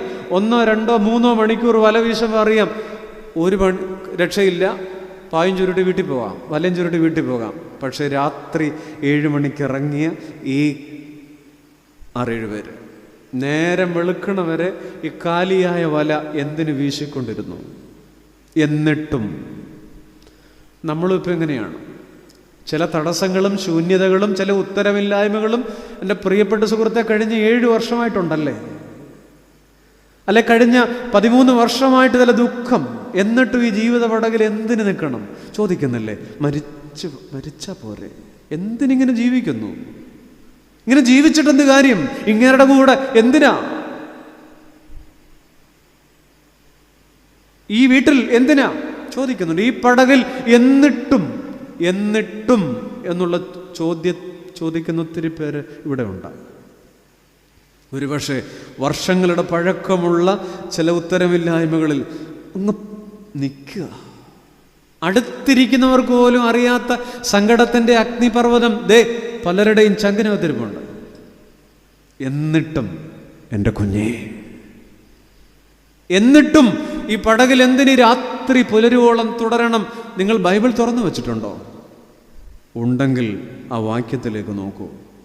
4-ാം വാക്യം അതിങ്ങനെയാണ്, ആ രാത്രിയിൽ അവർ ഒന്നും പിടിച്ചില്ല എന്ന് നാം എടുത്ത കുറിവാക്യത്തിൻ്റെ തൊട്ടടുത്ത വാക്യം എന്താ? പുലർച്ചയായപ്പോൾ യേശു കരയിൽ നിന്നിരുന്നു. 1-ാമത്തെ ഉത്തരം അതാ. എന്നിട്ടും എന്ന ചോദ്യത്തിൻ്റെ 1-ാമത്തെ ഉത്തരം അതാണ്. ഈ രാത്രി തീരും മോളെ, ഈ രാവ് തീർന്നു പോകും ചേട്ടാ. ഒരു പുലരിയുണ്ട്. പുലർച്ചയായപ്പോൾ യേശു കരയിൽ നിന്നിരുന്നു. Beyond the dark night there is the glow of dawn. ഇരുളാർന്ന രാത്രിക്കപ്പുറം ഒരു പുലരിയുടെ തേജസ്സുണ്ട് കുഞ്ഞേ. എന്നിട്ടും എന്നെ കേൾക്കുന്ന ഉരുകുന്ന ജീവിതങ്ങൾ അവിടെയും ഇവിടെയൊക്കെ ഈ കസേരയിൽ ഇരിപ്പുണ്ടാവും. എന്തിനാ ഇങ്ങനെ? പിന്നെയും പിന്നെയും എത്ര നാളായി ഇങ്ങനെ? ഒറ്റ ഉത്തരമേ ദൈവത്തിൻ്റെ പരിശുദ്ധാത്മാവ് ഈ വചനത്തിൽ ഇന്ന് രാത്രി പറയുള്ളൂ. എൻ്റെ പൊന്നു മക്കളെ, ഈ രാത്രി തീരും. നിനക്കൊരു പുലരിയുണ്ട്, വരും. ആ പുലരിയിൽ നിന്റെ അപ്പൻ നിന്റെ ജീവിത പടകിൻ്റെ തീരത്തുണ്ട്. ഒരു രാത്രിയുടെ നിരാശയുടെ ശീതക്കാറ്റിന് മീതെ കരയിൽ കാത്തു നിൽക്കുന്ന ഒരു നാഥനെ കണ്ടോ പുലരിയിൽ? നമ്മുടെ ജീവിതത്തിൽ ഒഴിവാക്കാനാകാത്ത ശൂലങ്ങൾ, പാനപാത്രങ്ങൾ, മരുഭൂമികൾ. ഇസ്രായേൽ മക്കൾ മരുഭൂമിയിലൂടെ പോകുമ്പോൾ മാറാ വെള്ളം കുടിപ്പാൻ കഴിഞ്ഞില്ല. അറിയാം, വായിച്ചിട്ടുള്ളതാണ്. കയ്പുള്ള വെള്ളം, വെള്ളം കിട്ടാതിരുന്ന് വെള്ളം കിട്ടുമ്പോൾ ആർത്തിയോടെ കൈക്കുമ്പിളിൽ കോരിക്കുടിച്ച് ആദ്യത്തെ കവിളിറക്കിയപ്പോഴേക്ക് ഒടുക്കത്തെ കയ്പ് കുടഞ്ഞു കളഞ്ഞു. എന്തിനാ ദൈവമേ ഇങ്ങനെ? കിട്ടിയില്ലെങ്കിൽ കിട്ടിയില്ലെന്നുള്ളതേ ഉള്ളൂ. ഈ കയ്പുള്ള വെള്ളം ദൈവം ഒരു മരക്കൊമ്പ് കാണിച്ചു കൊടുത്തു. എനിക്ക് നിങ്ങളോട് പറയാനുള്ളത് ആ മരക്കൊമ്പിനെ കുറിച്ചല്ല. മോശയ്ക്ക് കാണിച്ചു കൊടുത്ത മരക്കൊമ്പ് വെട്ടാൻ മോശ ഓട്ടോറിക്ഷ പിടിച്ചു പോകേണ്ടി വന്നില്ല, കടലലകൾ താണ്ടേണ്ടി വന്നില്ല, മരുഭൂമിയുടെ മണൽക്കാടുകൾ നടന്നു തീർക്കേണ്ടി വന്നില്ല. എവിടെയായിരുന്നു മാറായുടെ ഈ കയ്പ്? അതിൻ്റെ കയ്യെത്തും ദൂരത്ത് സ്വർഗത്തിലെ അപ്പൻ ഒരുക്കിയ ഒരു മരക്കൊമ്പുണ്ട്. ഇന്ന് രാത്രി എന്നെ കേൾക്കുന്നവരെ ഒന്ന് വിശ്വസിക്കണം, മനസ്സിൽ ദൈവത്തിന് സ്തോത്രം പറയണം, നന്ദി പറയണം. നമ്മുടെ ജീവിതത്തിൻ്റെ മാറ എവിടെയാണോ അതിൻ്റെ കയ്യെത്തും ദൂരത്ത് ഒരു മധുരത്തിൻ്റെ മരക്കൊമ്പ് ദൈവം ഒരുക്കും കേട്ടോ, രാത്രിക്കപ്പുറം. അവിടെ ഈ മലയാളം വേദപുസ്തകത്തിൽ ഇങ്ങനെയാണ് അവർ ആ രാത്രിയിലൊന്നും പിടിച്ചില്ല. പുലർച്ചെയായപ്പോൾ ഇംഗ്ലീഷ് ബൈബിളിൽ എഴുതിയിരിക്കുന്നു, ആഫ്റ്റർ ദാറ്റ്. ആഫ്റ്റർ ദാറ്റ് എനിക്കിന്ന് രാത്രി പറയാനുള്ളതാണ്, എന്നോട് തന്നെ പറയാനുള്ളതാണ്. ആഫ്റ്റർ ദാറ്റ് എൻ്റെ പ്രിയപ്പെട്ടവരെ, നമ്മളോട് തന്നെ ഒന്ന് പറഞ്ഞു നോക്കിക്കേ. ഈ ചില സങ്കടങ്ങൾക്ക് ശേഷം ആഫ്റ്റർ ദാറ്റ്, അതിന് ശേഷം ഇല പൊഴിയും കാലങ്ങൾക്കപ്പുറം തളിരണിയും കാലമുണ്ടതോർക്കണം. കവിളിലൂടൊഴുകുന്ന കണ്ണീരിനപ്പുറം പുഞ്ചിരിയുണ്ടെന്നതും ഓർക്കണം. ആഫ്റ്റർ ദാറ്റ്, ഇലപൊഴിയും കാലങ്ങൾക്കപ്പുറം. ഒന്ന് മിണ്ടിക്ക് എന്തെങ്കിലും. തളിരണിയുന്നൊരു കാലമുണ്ട്, കവിളിലൊഴുകുന്ന കണ്ണീരിനപ്പുറം ഒരു പുഞ്ചിരി. പക്ഷെ എന്തു വേണം? പ്രത്യാശയോടെ നീ ദൈവത്തെ നോക്കിയാൽ ഉത്തരം നൽകുമെന്നറിഞ്ഞിടേണം. അവനുത്തരം നൽകുമെന്നറിഞ്ഞിടേണം. After that, ഇരുളാർന്ന രാവുകൾക്കുമപ്പുറം പുലരിതൻ ശോഭയുണ്ടതോർക്കണം. കലിതുള്ളും തിരമാലയ്ക്കപ്പുറം ശാന്തി നൽകുമേശു ഉണ്ടതോർക്കണം. എല്ലാത്തിനും ശേഷം ആഫ്റ്റർ ദാറ്റ്, പ്രത്യാശയോടെ നീ കൂടെ ഒന്ന് പാടിക്കേ. ദൈവത്തെ നോക്കിയാൽ ഉത്തരം നൽകുമെന്നറിഞ്ഞിടേണം. അവനുത്തരം നൽകുമെന്നറിഞ്ഞിടേണം. കൈപ്പാർന്ന വേദനയ്ക്കുമപ്പുറം മധുരത്തിൻ സൗഖ്യമുണ്ടതോർക്കണം. മാനത്തെ കാർമേഘങ്ങൾക്കപ്പുറം സൂര്യപ്രഭയുണ്ടെന്നതും ഓർക്കണം. ആഫ്റ്റർ ദാറ്റ്, പ്രിയപ്പെട്ടവരെ, ആ രാത്രിയിൽ അവരൊന്നും പിടിച്ചില്ല. എന്നിട്ടും എന്തിനാണ് വലയും ചുരുട്ടി വീട്ടിൽ കയറി പോയി കിടന്ന് ഉറങ്ങാതെ ആ രാത്രി മുഴുവൻ? ഞാൻ പറയട്ടെ, വെളുപ്പിന് നിങ്ങൾ കാണണം, ആ പടക് മടങ്ങി വരുന്നത് കാണണം. വളരെ വിഷമത്തോടെ, തുഴയെറിയാൻ ശേഷിയില്ലാതെ ഒട്ടിയ വയറും ശൂന്യമായ വലയുമായി ദേ വരുന്നു 7 എണ്ണം. പക്ഷേ കരയിലേക്ക് അടുക്കുമ്പോൾ തീരത്ത് നിൽക്കുന്ന മനുഷ്യൻ, ആ തീരത്ത് നിൽക്കുന്ന ഗുരുനാഥൻ അവരെ വിളിക്കുന്നൊരു വിളിയുണ്ട്. എന്തെന്നറിയാം? പറയോ? ഓ മൈ ചിൽഡ്രൻ, കുഞ്ഞുങ്ങളെ. ഇത്രമാത്രം മനോഹരമായൊരു പദം വേദപുസ്തകത്തിൽ വേറെ എവിടെയാ? കുഞ്ഞുങ്ങളെ എവിടെയാ അത് വിളിച്ചതെന്നുള്ളതാണ്. എവിടെയാ വിളിച്ചത്? തന്നേക്കാൾ പ്രായമുള്ള മനുഷ്യരെ, ഈ കയറി വരുന്ന പത്രോസ് കർത്താവിനേക്കാൾ ഇതിൻ്റെ 5 വയസ്സ് മൂത്തറ. 38 വയസ്സുണ്ട് പത്രോസിന്, ചരിത്രം അനുസരിച്ചാണെങ്കിൽ. തന്നേക്കാൾ പ്രായമുള്ളതിനെയൊക്കെ വിളിക്കുകയാണ്, മക്കളെ. നമ്മൾ ഓർക്കണം, നമ്മളെ കുഞ്ഞുങ്ങളെന്ന് മക്കളെ എന്നൊക്കെ വിളിക്കും. പരീക്ഷ കഴിഞ്ഞിരിക്കുക, ഫുൾ A+ മേടിച്ചുകൊണ്ട് വന്നാൽ മോളെ, മോനെ. എന്നാൽ ഫുള്ള് മുട്ട മേടിച്ചുകൊണ്ട് വരുമ്പോഴോ മമ്മി വിളിക്കും, മോളെ. ഇരിക്കുന്നു അല്ലേ? നമ്മളിങ്ങനെ ടെൻഷൻ അടിച്ചിരിക്കുകയാണ്. നമുക്ക് എല്ലാത്തിനും കൂടെ 98 മാർക്ക് കിട്ടിയിട്ടില്ല. പക്ഷേ നമ്മുടെ കൊച്ചിനൊരു മാർക്ക് കുറഞ്ഞു പോയാൽ ശൂന്യമായ വലയുമായി വരുന്നവരെ വിളിക്കുകയാണ്, കുഞ്ഞുങ്ങളെ.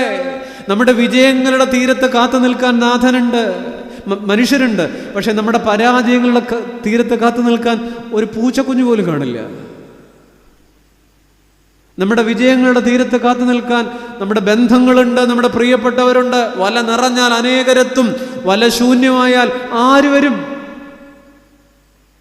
ഒരു രാത്രിയുടെ മുഴുവൻ സങ്കടം കുടഞ്ഞു കളയാൻ അവർക്ക് കിട്ടിയ ടോണിക്കായിരുന്നു ആ പദം, മക്കളെ.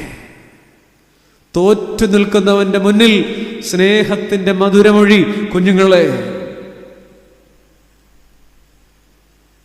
എന്ത് വേണം ഇനി? എന്തിനാണ് ഇനി മീൻ? ഒരു വാക്കുമതി. ക്രിക്കറ്റിൽ സെഞ്ചുറി അടിച്ചിട്ട് കയറി വരുമ്പോൾ കൈയടിക്കാനും ഗ്യാലറിയിൽ എഴുന്നേറ്റ് നിൽക്കാനും ആൾ കാണും. പക്ഷേ ഡക്കൗട്ടായി 0 വിക്കറ്റ് പോയിട്ട് വരുന്നവന് വേണ്ടി ആരും കൈയടിക്കില്ല. ഈ രാത്രിയുടെ സുവിശേഷം അതാ. നിന്റെ പരാജയങ്ങളുടെ തീരത്ത് കാത്തു നിൽക്കാൻ നമുക്കൊരു കർത്താവുണ്ട്. നിന്റെ പരാജയങ്ങളുടെ തീരത്ത് കാത്തു നിൽക്കാൻ നമുക്കൊരു കർത്താവുണ്ട്. വലകൾ നിറഞ്ഞാൽ അനേകർ കാണും, നിന്റെ വല ശൂന്യമായാൽ ആര് കാണും? ഒരു കാര്യം ഒന്ന് ഓർക്കണേ, തവിട് കിട്ടാത്തവന് വേണ്ടി തടിപ്പിച്ച ഒരു കാളക്കുട്ടി ഈ പുസ്തകത്തിലുണ്ട്. ധൂർത്തപുത്രന്റെ കാര്യമാണല്ലോ, മനസ്സിലായില്ലേ? തവിട് കിട്ടാത്തവന് വേണ്ടി തടിപ്പിച്ച കാളക്കുട്ടി എന്നാണ്, തടിച്ച കാളക്കുട്ടിയല്ല. അപ്പൻ കുറേയേറെ കാളക്കുട്ടികളുടെ ഇടയിൽ മകനു വേണ്ടി പ്രത്യേകം പുളിയരിയും പിണ്ണാക്കും ഓക്കയും കൊടുത്ത് വളർത്തിയൊരു കാളക്കുട്ടി, തടിപ്പിച്ച കാളക്കുട്ടി. ബോധപൂർവമായുള്ള കരുതലാണ് തടിപ്പിച്ച കാളക്കുട്ടി. തവിട് പോലും കിട്ടാതെ വലശൂന്യമായി കടന്നു വരുന്ന മക്കളെ. അതാണ് ധൂർത്തപുത്രന്റെ അപ്പന്റെ കാത്തിരിപ്പ്. തിരിച്ചു വരുമ്പോൾ ചെരുപ്പില്ലേ, മോതിരമില്ലേ, പുതപ്പില്ലേ? നിങ്ങൾ എന്താ വിചാരിച്ചത്? ഈ ചെരുപ്പൊക്കെ എന്ത് ചെരുപ്പാണെന്ന്? അവൻ പോയത് പണ്ടം കണ്ടാണ്.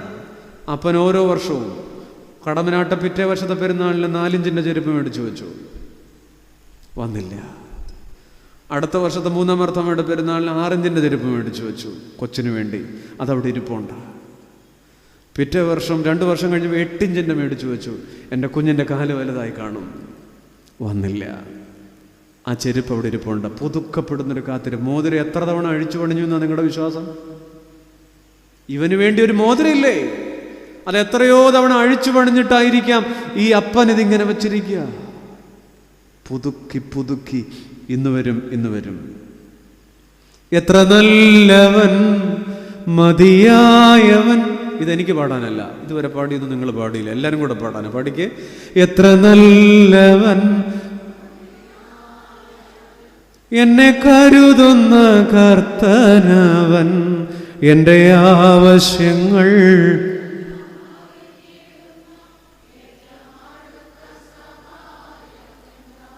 കുഞ്ഞുങ്ങളെ. തോറ്റു നിൽക്കുന്നവൻ്റെ മുമ്പിൽ ഈ ഒറ്റ വാക്ക് മതി. അടുത്ത ചിന്ത, ഒരു കാര്യം കൂടെ പറഞ്ഞ് ഞാൻ അവസാനിപ്പിക്കും. എന്തുകൊണ്ട്? 2 ഉത്തരമായിരുന്നു. എന്നിട്ടും ഒരു ഉത്തരം കഴിഞ്ഞു. എന്തിന് ജീവിക്കണം? എന്തിനീ പടകിൽ ജീവിക്കണം? എന്തിന് ആത്മഹത്യ ചെയ്യാതിരിക്കണം? എന്തിന് ഞാൻ ജീവിതത്തിൽ നിന്ന് ഒളിച്ചോടാതിരിക്കണം? ഒറ്റ ഉത്തരവേ ഉള്ളൂ, ഈ രാത്രി കഴിയും. ഇരുളാർന്ന രാത്രിക്കപ്പുറം ഒരു പുലരിയുടെ ശോഭയുണ്ട്. ഈ രാത്രിക്ക് മീതെ ഒരു പുലരിയുടെ ശോഭയുണ്ടെന്നൊരു ഓർമ്മപ്പെടുത്തലാണ്. Beyond the dark night there is the glow of dawn. 2. എന്നിട്ടും അടുത്ത ഉത്തരം ബൈബിൾ തുറന്നു വച്ചിരിക്കുകയല്ലേ? അടുത്ത വാക്യം വായിച്ച്, ആ രാത്രിയിൽ അവർ ഒന്നും പിടിച്ചില്ല. പുലർച്ചയായപ്പോൾ യേശു കരയിൽ നിന്നിരുന്നു. ബാക്കി കേൾക്കണം. യേശു ആകുന്നു എന്ന് ശിഷ്യന്മാർ അറിഞ്ഞില്ല. അതാണ് അടുത്ത ഉത്തരം. മനസ്സിലായില്ല? ഞാൻ പറയാം. യേശു ആകുന്നു എന്ന് ശിഷ്യന്മാർ അറിഞ്ഞില്ല. അതെ, the enfolding presence of Jesus Christ is unknown to us. നാം അറിയാത്തൊരു ദൈവ സാന്നിധ്യം നമ്മെ പൊതിയുന്നു എന്നതാണല്ലോ ഏറ്റവും വലിയ ബലം. യേശുവാണെന്ന് അറിഞ്ഞില്ല. മഗ്ദലക്കാരി പുലരിയിൽ, ഉയർപ്പിൻ്റെ പുലരിയിൽ നിന്നപ്പോഴും തോട്ടക്കാരനാണെന്ന് വിചാരിച്ചു. നമ്മൾ മെനഞ്ഞ പാട്ടും പാടി വട്ടം നടന്ന് ഓർക്കുന്നില്ലേ? ഓ മറിയാമേ ഞാൻ തോട്ടക്കാരൻ. യേശുവാണെന്ന് അറിഞ്ഞില്ല. ഇവരും അറിഞ്ഞില്ല. യോഹന്നാൻ 20:14 21:4 ഒരേ വാക്യമുണ്ട്. നമ്മുടെ 1400 ഗ്രാം തലച്ചോറ് കൊണ്ട് നാം നമ്മുടെ ദൈവത്തെ പിടിക്കാൻ നടക്കുക അല്ല, നമ്മുടെ ബുദ്ധിക്കപ്പുറമാണ്. ഈ രാത്രി മുഴുവൻ ഒന്നും കിട്ടാതിരുന്നപ്പോഴും ദൈവമില്ല എന്ന് പറഞ്ഞില്ല. നമ്മൾ അങ്ങനെ പറഞ്ഞുകൊണ്ടിരിക്കുക. ഒരു കൊറോണ വന്നപ്പോൾ നമ്മൾ പറഞ്ഞു, ദൈവം എവിടെ? ദൈവം ഉണ്ടെങ്കിൽ ഇങ്ങനൊന്നും സംഭവിക്കത്തില്ല. ഈ രാത്രിയുടെ 12 മണിക്കൂറിന്റെ ശൂന്യതയിലും ആ 7 പേരും ദൈവത്തെ തള്ളി പറഞ്ഞില്ല. അവരുടെ നാഥനായ യേശു കർത്താവിനെ തള്ളി പറഞ്ഞില്ല. നമ്മുടെ ജീവിതത്തിൽ ഉത്തരം കിട്ടാതിരിക്കുമ്പോൾ നമ്മൾ മടുക്കുന്നുണ്ട്. നമ്മുടെ ജീവിതത്തിലെ വല കാലിയാകുമ്പോൾ, നമ്മുടെ ജീവിതത്തിലെ വല ശൂന്യമാകുമ്പോൾ, എൻ്റെ പ്രിയ സ്നേഹിത, നമ്മൾ നമ്മുടെ കർത്താവിനെ തള്ളി പറഞ്ഞിട്ടുണ്ട്, പള്ളി വരാതിരുന്നിട്ടുണ്ട്. ഓർക്കണം, ഈ രാത്രി ഇങ്ങനെ നിലനിൽക്കുമ്പോൾ പോലും the enfolding presence of Jesus Christ, നാം അറിയാത്തൊരു കർത്താവ് ഇവിടെ ഇരിക്കുന്ന സ്നേഹിത, നിന്റെ രാത്രിക്ക് മീതെ നിന്റെ രാത്രിക്ക് മീതെ നീ അറിയാത്തൊരപ്പൻ്റെ സ്നേഹത്തിൻ്റെ പുതപ്പുണ്ട്. ഉള്ളിൽ ഒരു ബലം വരണം. അത് ബുദ്ധി കൊണ്ട് അളക്കരുത്. നമ്മളിപ്പോൾ ബുദ്ധി കൊണ്ട് അളന്നുകൊണ്ടിരിക്കുന്നത്. നയമാൻ അറിയാമല്ലോ, പുള്ളിയെ കുഷ്ഠരോഗിയായ നയമാൻ. എലീശ പറഞ്ഞു, ഇത് യോർദാനിൽ പോയി 7 പ്രാവശ്യം മുങ്ങണം. ചില റിച്വൽസ് ഒക്കെ പറഞ്ഞു കൊടുത്തു. അവിടെ ബുദ്ധി കൊണ്ട് അളന്നു. യോർദാനി മാത്രമേ വെള്ളമുള്ളൂ. അർബാനയും പർപ്പരയും ഒക്കെ നദികളല്ലേ. എൻ്റെ നാട്ടിൽ എത്രയോ കൈത്തോടുകൾ ചാഞ്ഞൊഴുകുന്നുണ്ട്. ബുദ്ധി കൊണ്ട് വിടുതലിന് ശ്രമിച്ച നയമാൻ പരാജയപ്പെട്ടു. നിക്കോദിമോസ്, നീ വീണ്ടും ജനിക്കണമെന്ന് പറഞ്ഞപ്പോൾ ഗൈനക്കോളജി പഠിപ്പിക്കാൻ പോയതാണ് കർത്താവിനെ. തോറ്റുപോയില്ലേ? ബുദ്ധിക്കതീതമാം അത്യുത്ഭുതങ്ങളാൽ എൻ്റെ ദൈവം എന്നെ നടത്തുന്നു. ബുദ്ധിക്കപ്പുറം, നമ്മുടെ ചിന്തയ്ക്കപ്പുറം നമ്മളായിരിക്കുന്നത് ഇതൊന്നുമല്ല പ്രിയപ്പെട്ടു. നമ്മൾ വിചാരിക്കുന്ന ബുദ്ധിയിലല്ല. 3 കാര്യങ്ങൾ: 1 അനന്യത, 2 അമൂല്യത, 3 ഔദാര്യം. നമ്മുടെ ജീവിതത്തിൽ ഈ 3 പദങ്ങൾ. അനന്യത എന്ന് പറഞ്ഞാൽ നമ്മളെപ്പോലെ വേറൊരാളില്ല, അതാണ് അനന്യത. ഈ പ്രപഞ്ചത്തിൽ 800 കോടി മനുഷ്യരുണ്ട്, പക്ഷെ നമ്മുടെ വിരൽ മുദ്ര പോലെ ഈ ലോകത്ത് വേറെ ആർക്കുമില്ല. നമ്മുടെ ഗന്ധം, ഒരു പെർഫ്യൂം ഷോപ്പിൽ കയറി നോക്കൂ, പരമാവധി അവിടെ ഒരു 10-150 പെർഫ്യൂമിൻ്റെ ബ്രാൻഡേ കാണൂ. പക്ഷേ ഈ 800 കോടി മനുഷ്യർക്കും 800 ഗന്ധമാണ്. അതുകൊണ്ടാണ് പോലീസ് പട്ടിയൊക്കെ വിജയിക്കുന്നത്. നമ്മുടെ വിരൽ മുദ്ര, നമ്മുടെ ഗന്ധം, നമ്മൾ ഈ നമ്മളെപ്പോലെ ഈ ലോകത്ത് വേറെ ആരുമില്ല. ഒരാളെപ്പോലെ 7 പേരുണ്ടെന്നൊക്കെ ചുമ്മാ പറയണതാണ്. അതാണ് അനന്യത. എന്തിന് ജീവിക്കണമെന്ന് ചോദിക്കുമ്പോൾ അത് ചിന്തിച്ചോണ്ടാൽ മതി. ദൈവമേ, നീ എന്നെ പ്രത്യേകമായി സൃഷ്ടിച്ചല്ലോ, എനിക്ക് മാത്രം ഒരു പ്രത്യേകതയുണ്ടല്ലോ. 2 അമൂല്യത, എത്ര അമൂല്യമാണ് ജീവിതം. 3 ഔദാര്യം, ഓരോ നിമിഷവും ദൈവത്തിൻ്റെ ബോണസാണ്. പ്രിയപ്പെട്ടവരെ, ഒരു ചെറിയ സംഭവം പറഞ്ഞ് ഞാൻ അവസാനിപ്പിക്കാം. പണ്ട് ബുദ്ധി കൊണ്ട് ദൈവത്തെ അളക്കാൻ ശ്രമിച്ച ഒരു മനുഷ്യനുണ്ടായിരുന്നു. അദ്ദേഹം ദൈവമില്ല എന്ന് ചിന്തിച്ചു, നിരീശ്വരവാദിയായിരുന്നു. ഒരു ചെറുകഥയാണ്. അദ്ദേഹം ഒരു സുപ്രീം കോടതി ജഡ്ജിയായിരുന്നു. അദ്ദേഹത്തിൻ്റെ മുറിയിൽ, പേഴ്സണൽ മുറിയിൽ ചുവരിൽ വലിയൊരു സ്റ്റിക്കർ പതിച്ചിരുന്നു, ഗോഡ് ഈസ് നോ വെയർ. ദൈവം എവിടെയുമില്ല. God is nowhere. അദ്ദേഹം കോടതിയിൽ നിന്ന് റിട്ടയർ ചെയ്തു. നിയമപുസ്തകങ്ങൾ മടക്കി വെച്ചു. വാർദ്ധക്യം ചെലവഴിക്കുന്ന കാലം തൻ്റെ ഓഫീസ് മുറിയിൽ അദ്ദേഹം ഇങ്ങനെ കസേരയിലിരിക്കുമ്പോൾ മങ്ങിയ ചുവരിൽ ആ പഴയ സ്റ്റിക്കർ ഇപ്പോഴുമുണ്ട്, ഗോഡ് ഈസ് നോ വെയർ. ദൈവമില്ല എന്ന് വിളിച്ചു പറഞ്ഞിരുന്ന ഈ മനുഷ്യൻ, അദ്ദേഹത്തിൻ്റെ 3-4 വയസ്സുള്ള പേരക്കുട്ടി ഓടി വന്നിരുന്ന് ഒരു പ്രഭാതത്തിൽ അദ്ദേഹത്തിന് മടിയിൽ കയറിയിരുന്ന് കളിക്കാൻ തുടങ്ങി. കളിച്ചുകൊണ്ടിരിക്കുമ്പോൾ ഈ കുഞ്ഞ് അക്ഷരം പഠിക്കുന്ന സമയമാണല്ലോ, ഈ ചുവരിൽ നോക്കി അക്ഷരങ്ങൾ വായിച്ചു. GOD, God. മുത്തശ്ശൻ പ്രേരിപ്പിച്ചു, പേരക്കുട്ടിയെ പ്രേരിപ്പിച്ചു, വായിക്ക്. IS, God. നിങ്ങൾ വായിച്ചോളൂ. ഈസ്. അടുത്തൊരു കുട്ടി ചെറുതായി കൊതിച്ചു വായിച്ചു, NO.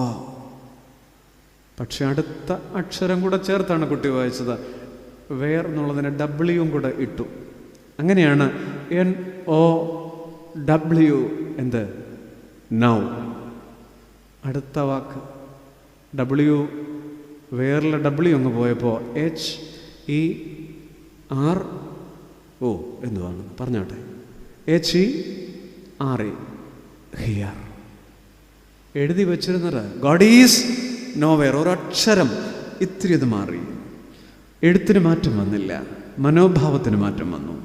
God is know where എന്ന് എഴുതി വെച്ച മുത്തശ്ശൻ്റെ പേരക്കുട്ടി നിഷ്കളങ്കതയുടെ പാരമ്യത്തിൽ വായിച്ചു, ഗോഡ് ഈസ് നൗ ഹിയർ. ദൈവം ഇവിടെയുണ്ട്. യാക്കോബ് എല്ലാവരെയും തള്ളിപ്പറഞ്ഞ് നടന്നവനാ, മിടുക്കനാകാൻ നടന്നതാ, ബുദ്ധിയുടെ പ്രമാണത്തിൽ നടന്നവനാ. യാക്കോബ് പറഞ്ഞു, യഹോവ ഈ സ്ഥലത്തുണ്ട്, സത്യം, ദൈവം കൂടെയുണ്ട്. God is now here. ആ മുത്തശ്ശൻ ദൈവമുള്ളവനായി മാറി എന്നൊക്കെ കഥയ്ക്കൊരു ശുഭപര്യവസാനമുണ്ട്. എനിക്കറിയാൻ പാടില്ല. ദൈവത്തെ ഏറ്റുപറയുമോ? ഈ പെരുന്നാളിൽ നമ്മൾ ഏറ്റുപറയേണ്ട നമ്മുടെ കർത്താവിനെയാണ്. എൻ്റെ കർത്താവ് എൻ്റെ രാത്രിക്ക് മീതെ വൻ കാര്യങ്ങൾ ചെയ്യും. 4 കാര്യങ്ങൾ, 2 ചോദ്യങ്ങൾ. അതായിരുന്നു ഈ രാത്രിയുടെ നമ്മുടെ വിചാരം. ആ രാത്രിയിൽ അവർ ഒന്നും പിടിച്ചില്ല. എന്തുകൊണ്ട്? ഇത്ര മിടുക്കരായിട്ടും എന്തുകൊണ്ട് ജീവിതത്തിൻ്റെ പടക് കുഞ്ഞേ ശൂന്യമാണ്? 1, ഇന്നലകളെ മറക്കുന്ന കർമ്മങ്ങൾ ഫലശൂന്യം. 2, ക്രമീകൃതമായതിൽ നിന്ന് പ്രാകൃതമായതിലേക്ക് ചില കലപ്പ വെട്ടിക്കേറേണ്ടിയിരിക്കുന്നു. ചില പഴയ ഓർമ്മകൾ, ചില പഴയ വേണ്ടാത്തത് അവോയ്ഡ് ചെയ്യേണ്ടിയിരിക്കുന്നു. എന്നിട്ടും ഇത്രയൊക്കെ ശൂന്യത ഉണ്ടായിട്ടും എന്തിന് ആത്മഹത്യ ചെയ്യുന്നില്ല? എന്തുകൊണ്ട് ജീവിക്കുന്നു ഈ രാത്രി ഈ പടകിൽ? 2 ഉത്തരമാണ്. 1, പുലർച്ചയായപ്പോൾ യേശു കരയിൽ നിന്നിരുന്നു. നിന്റെ രാത്രിക്ക് മീതെ, വിഷാദത്തിന് വിഫലമായ രാത്രിക്ക് മീതെ നിന്റെ തമ്പുരാൻ ഉണ്ട്. 2, യേശുവാണെന്നവർ അറിഞ്ഞില്ല. നാം അറിയാത്തൊരു ദൈവസാന്നിധ്യം ഇങ്ങനെ നമ്മെ പൊതിഞ്ഞു നിൽക്കുന്നുണ്ട്. നമുക്ക് പിടുത്തം കിട്ടിയാലും ഇല്ലെങ്കിലും ഒരു കാര്യം ഞാൻ പറയാം, കണ്ണെത്താത്ത ദൂരത്തിരുന്ന് ആരോ ഒരാൾ നമ്മെ ഉറ്റുനോക്കുന്നുണ്ട് കേട്ടോ. നമുക്ക് പിടുത്തം കിട്ടുന്നില്ല. കണ്ണെത്താത്ത ദൂരത്തിരുന്ന് ആരോ ഒരാൾ നമ്മെ ഉറ്റുനോക്കുന്നുണ്ട്. അദ്ദേഹം പറഞ്ഞു, എല്ലാ കാലവും ഒരുപോലെ ഇരിക്കാമെന്നൊന്നും ആരോടും വാക്ക് തന്നിട്ടില്ല. ഉണ്ടോ? ഇല്ല. എല്ലാ കാലവും ഒരുപോലെ ഇരിക്കുമെന്നൊന്നും അദ്ദേഹം വാക്ക് തന്നിട്ടില്ല. പക്ഷേ ഒന്നുണ്ട്, എല്ലാ കാലത്തും കൂടെ ഇരിക്കാമെന്ന് അവിടുന്ന് നമ്മുടെ ചെവിയിൽ അടക്കം പറഞ്ഞിട്ടുണ്ട്. ഇത് മാത്രം ചിന്തിച്ചുകൊണ്ട് ഈ വിചാരങ്ങൾക്ക് അവസാനം കുറിക്കൂ. എല്ലാ കാലവും ഒരുപോലെ ഇരിക്കുമെന്ന് വാക്ക് തന്നിട്ടില്ല. പക്ഷെ എല്ലാ കാലത്തും കൂടെ ഇരിക്കാമെന്ന് വാക്ക് തന്നവൻ, എന്നും ജീവിക്കുന്നവൻ, മാറാത്തവൻ, അവൻ ഒരേ ഒരുവൻ, അനന്യനായ യേശുക്രിസ്തു. ഏറ്റുപറയാം, നമുക്ക് പ്രാർത്ഥിക്കാം. സ്വർഗീയ പിതാവേ, ഈ രാത്രി ഞങ്ങൾ ചിന്തിച്ച വചനം, ഞങ്ങൾ ധ്യാനിച്ച വചനം ഞങ്ങളുടെ കർത്താവ് ഞങ്ങളുടെ ജീവിതത്തിൽ തരുന്നൊരു ബലമായിരിക്കണമേ. ആ രാത്രിയിൽ അവർ ഒന്നും പിടിച്ചില്ല. എന്തുകൊണ്ടെന്ന് ഞങ്ങളുടെ പടകിനോട് ഞങ്ങൾ ചോദ്യം ചോദിക്കുമ്പോൾ, കർത്താവേ, ഞങ്ങളുടെ ജീവിതത്തിൻ്റെ ചില വല്ലാത്ത മോശപ്പെട്ട സ്വഭാവങ്ങളാണോ ഞങ്ങളുടെ ജീവിത പടക് ശൂന്യമായി കിടക്കാൻ കാരണം? അല്ല, അങ്ങനെയല്ലെങ്കിൽ പോലും എന്നിട്ടും എന്തിനു ജീവിക്കണം, എന്നിട്ടും എന്തുകൊണ്ട് ആത്മഹത്യ ചെയ്യരുത്, അതിൻ്റെ ഉത്തരവ് ഈ വചനം ഞങ്ങളെ പഠിപ്പിക്കുന്നുണ്ടല്ലോ. ഞങ്ങളുടെ രാത്രിക്കപ്പുറം ഞങ്ങളുടെ അപ്പൻ കാത്തു നിൽക്കും. ഞങ്ങളുടെ ശൂന്യമായ വലകളെ നോക്കിയിട്ട് കുഞ്ഞുങ്ങളെ എന്ന് വിളിക്കാൻ ഞങ്ങൾക്കൊരു നാഥനുണ്ടല്ലോ. ഞങ്ങൾ അറിയാത്തൊരു ദൈവസാന്നിധ്യം ഞങ്ങളെ പൊതിയുന്നുണ്ടല്ലോ. ദൈവമേ, കേൾപ്പിച്ച വചനം തരുന്ന ബലത്തിന് സ്തോത്രം. ഈ രാത്രി തിരുവചനം ഞങ്ങളെ കൂടുതൽ ബലപ്പെടുത്തണമേ. ദൈവമേ, അവിടുത്തെ സന്നിധിയിൽ എല്ലാത്തിനും നന്ദി പറയുന്നു. ജീവിതത്തിനും ജീവനും സർവ്വത്തിനും യേശുവേ സ്തോത്രം. പിതാവിൻ്റെയും പുത്രൻ്റെയും വിശുദ്ധ റൂഹായുടെയും കൃപയാൽ തന്നെ. ആമേൻ.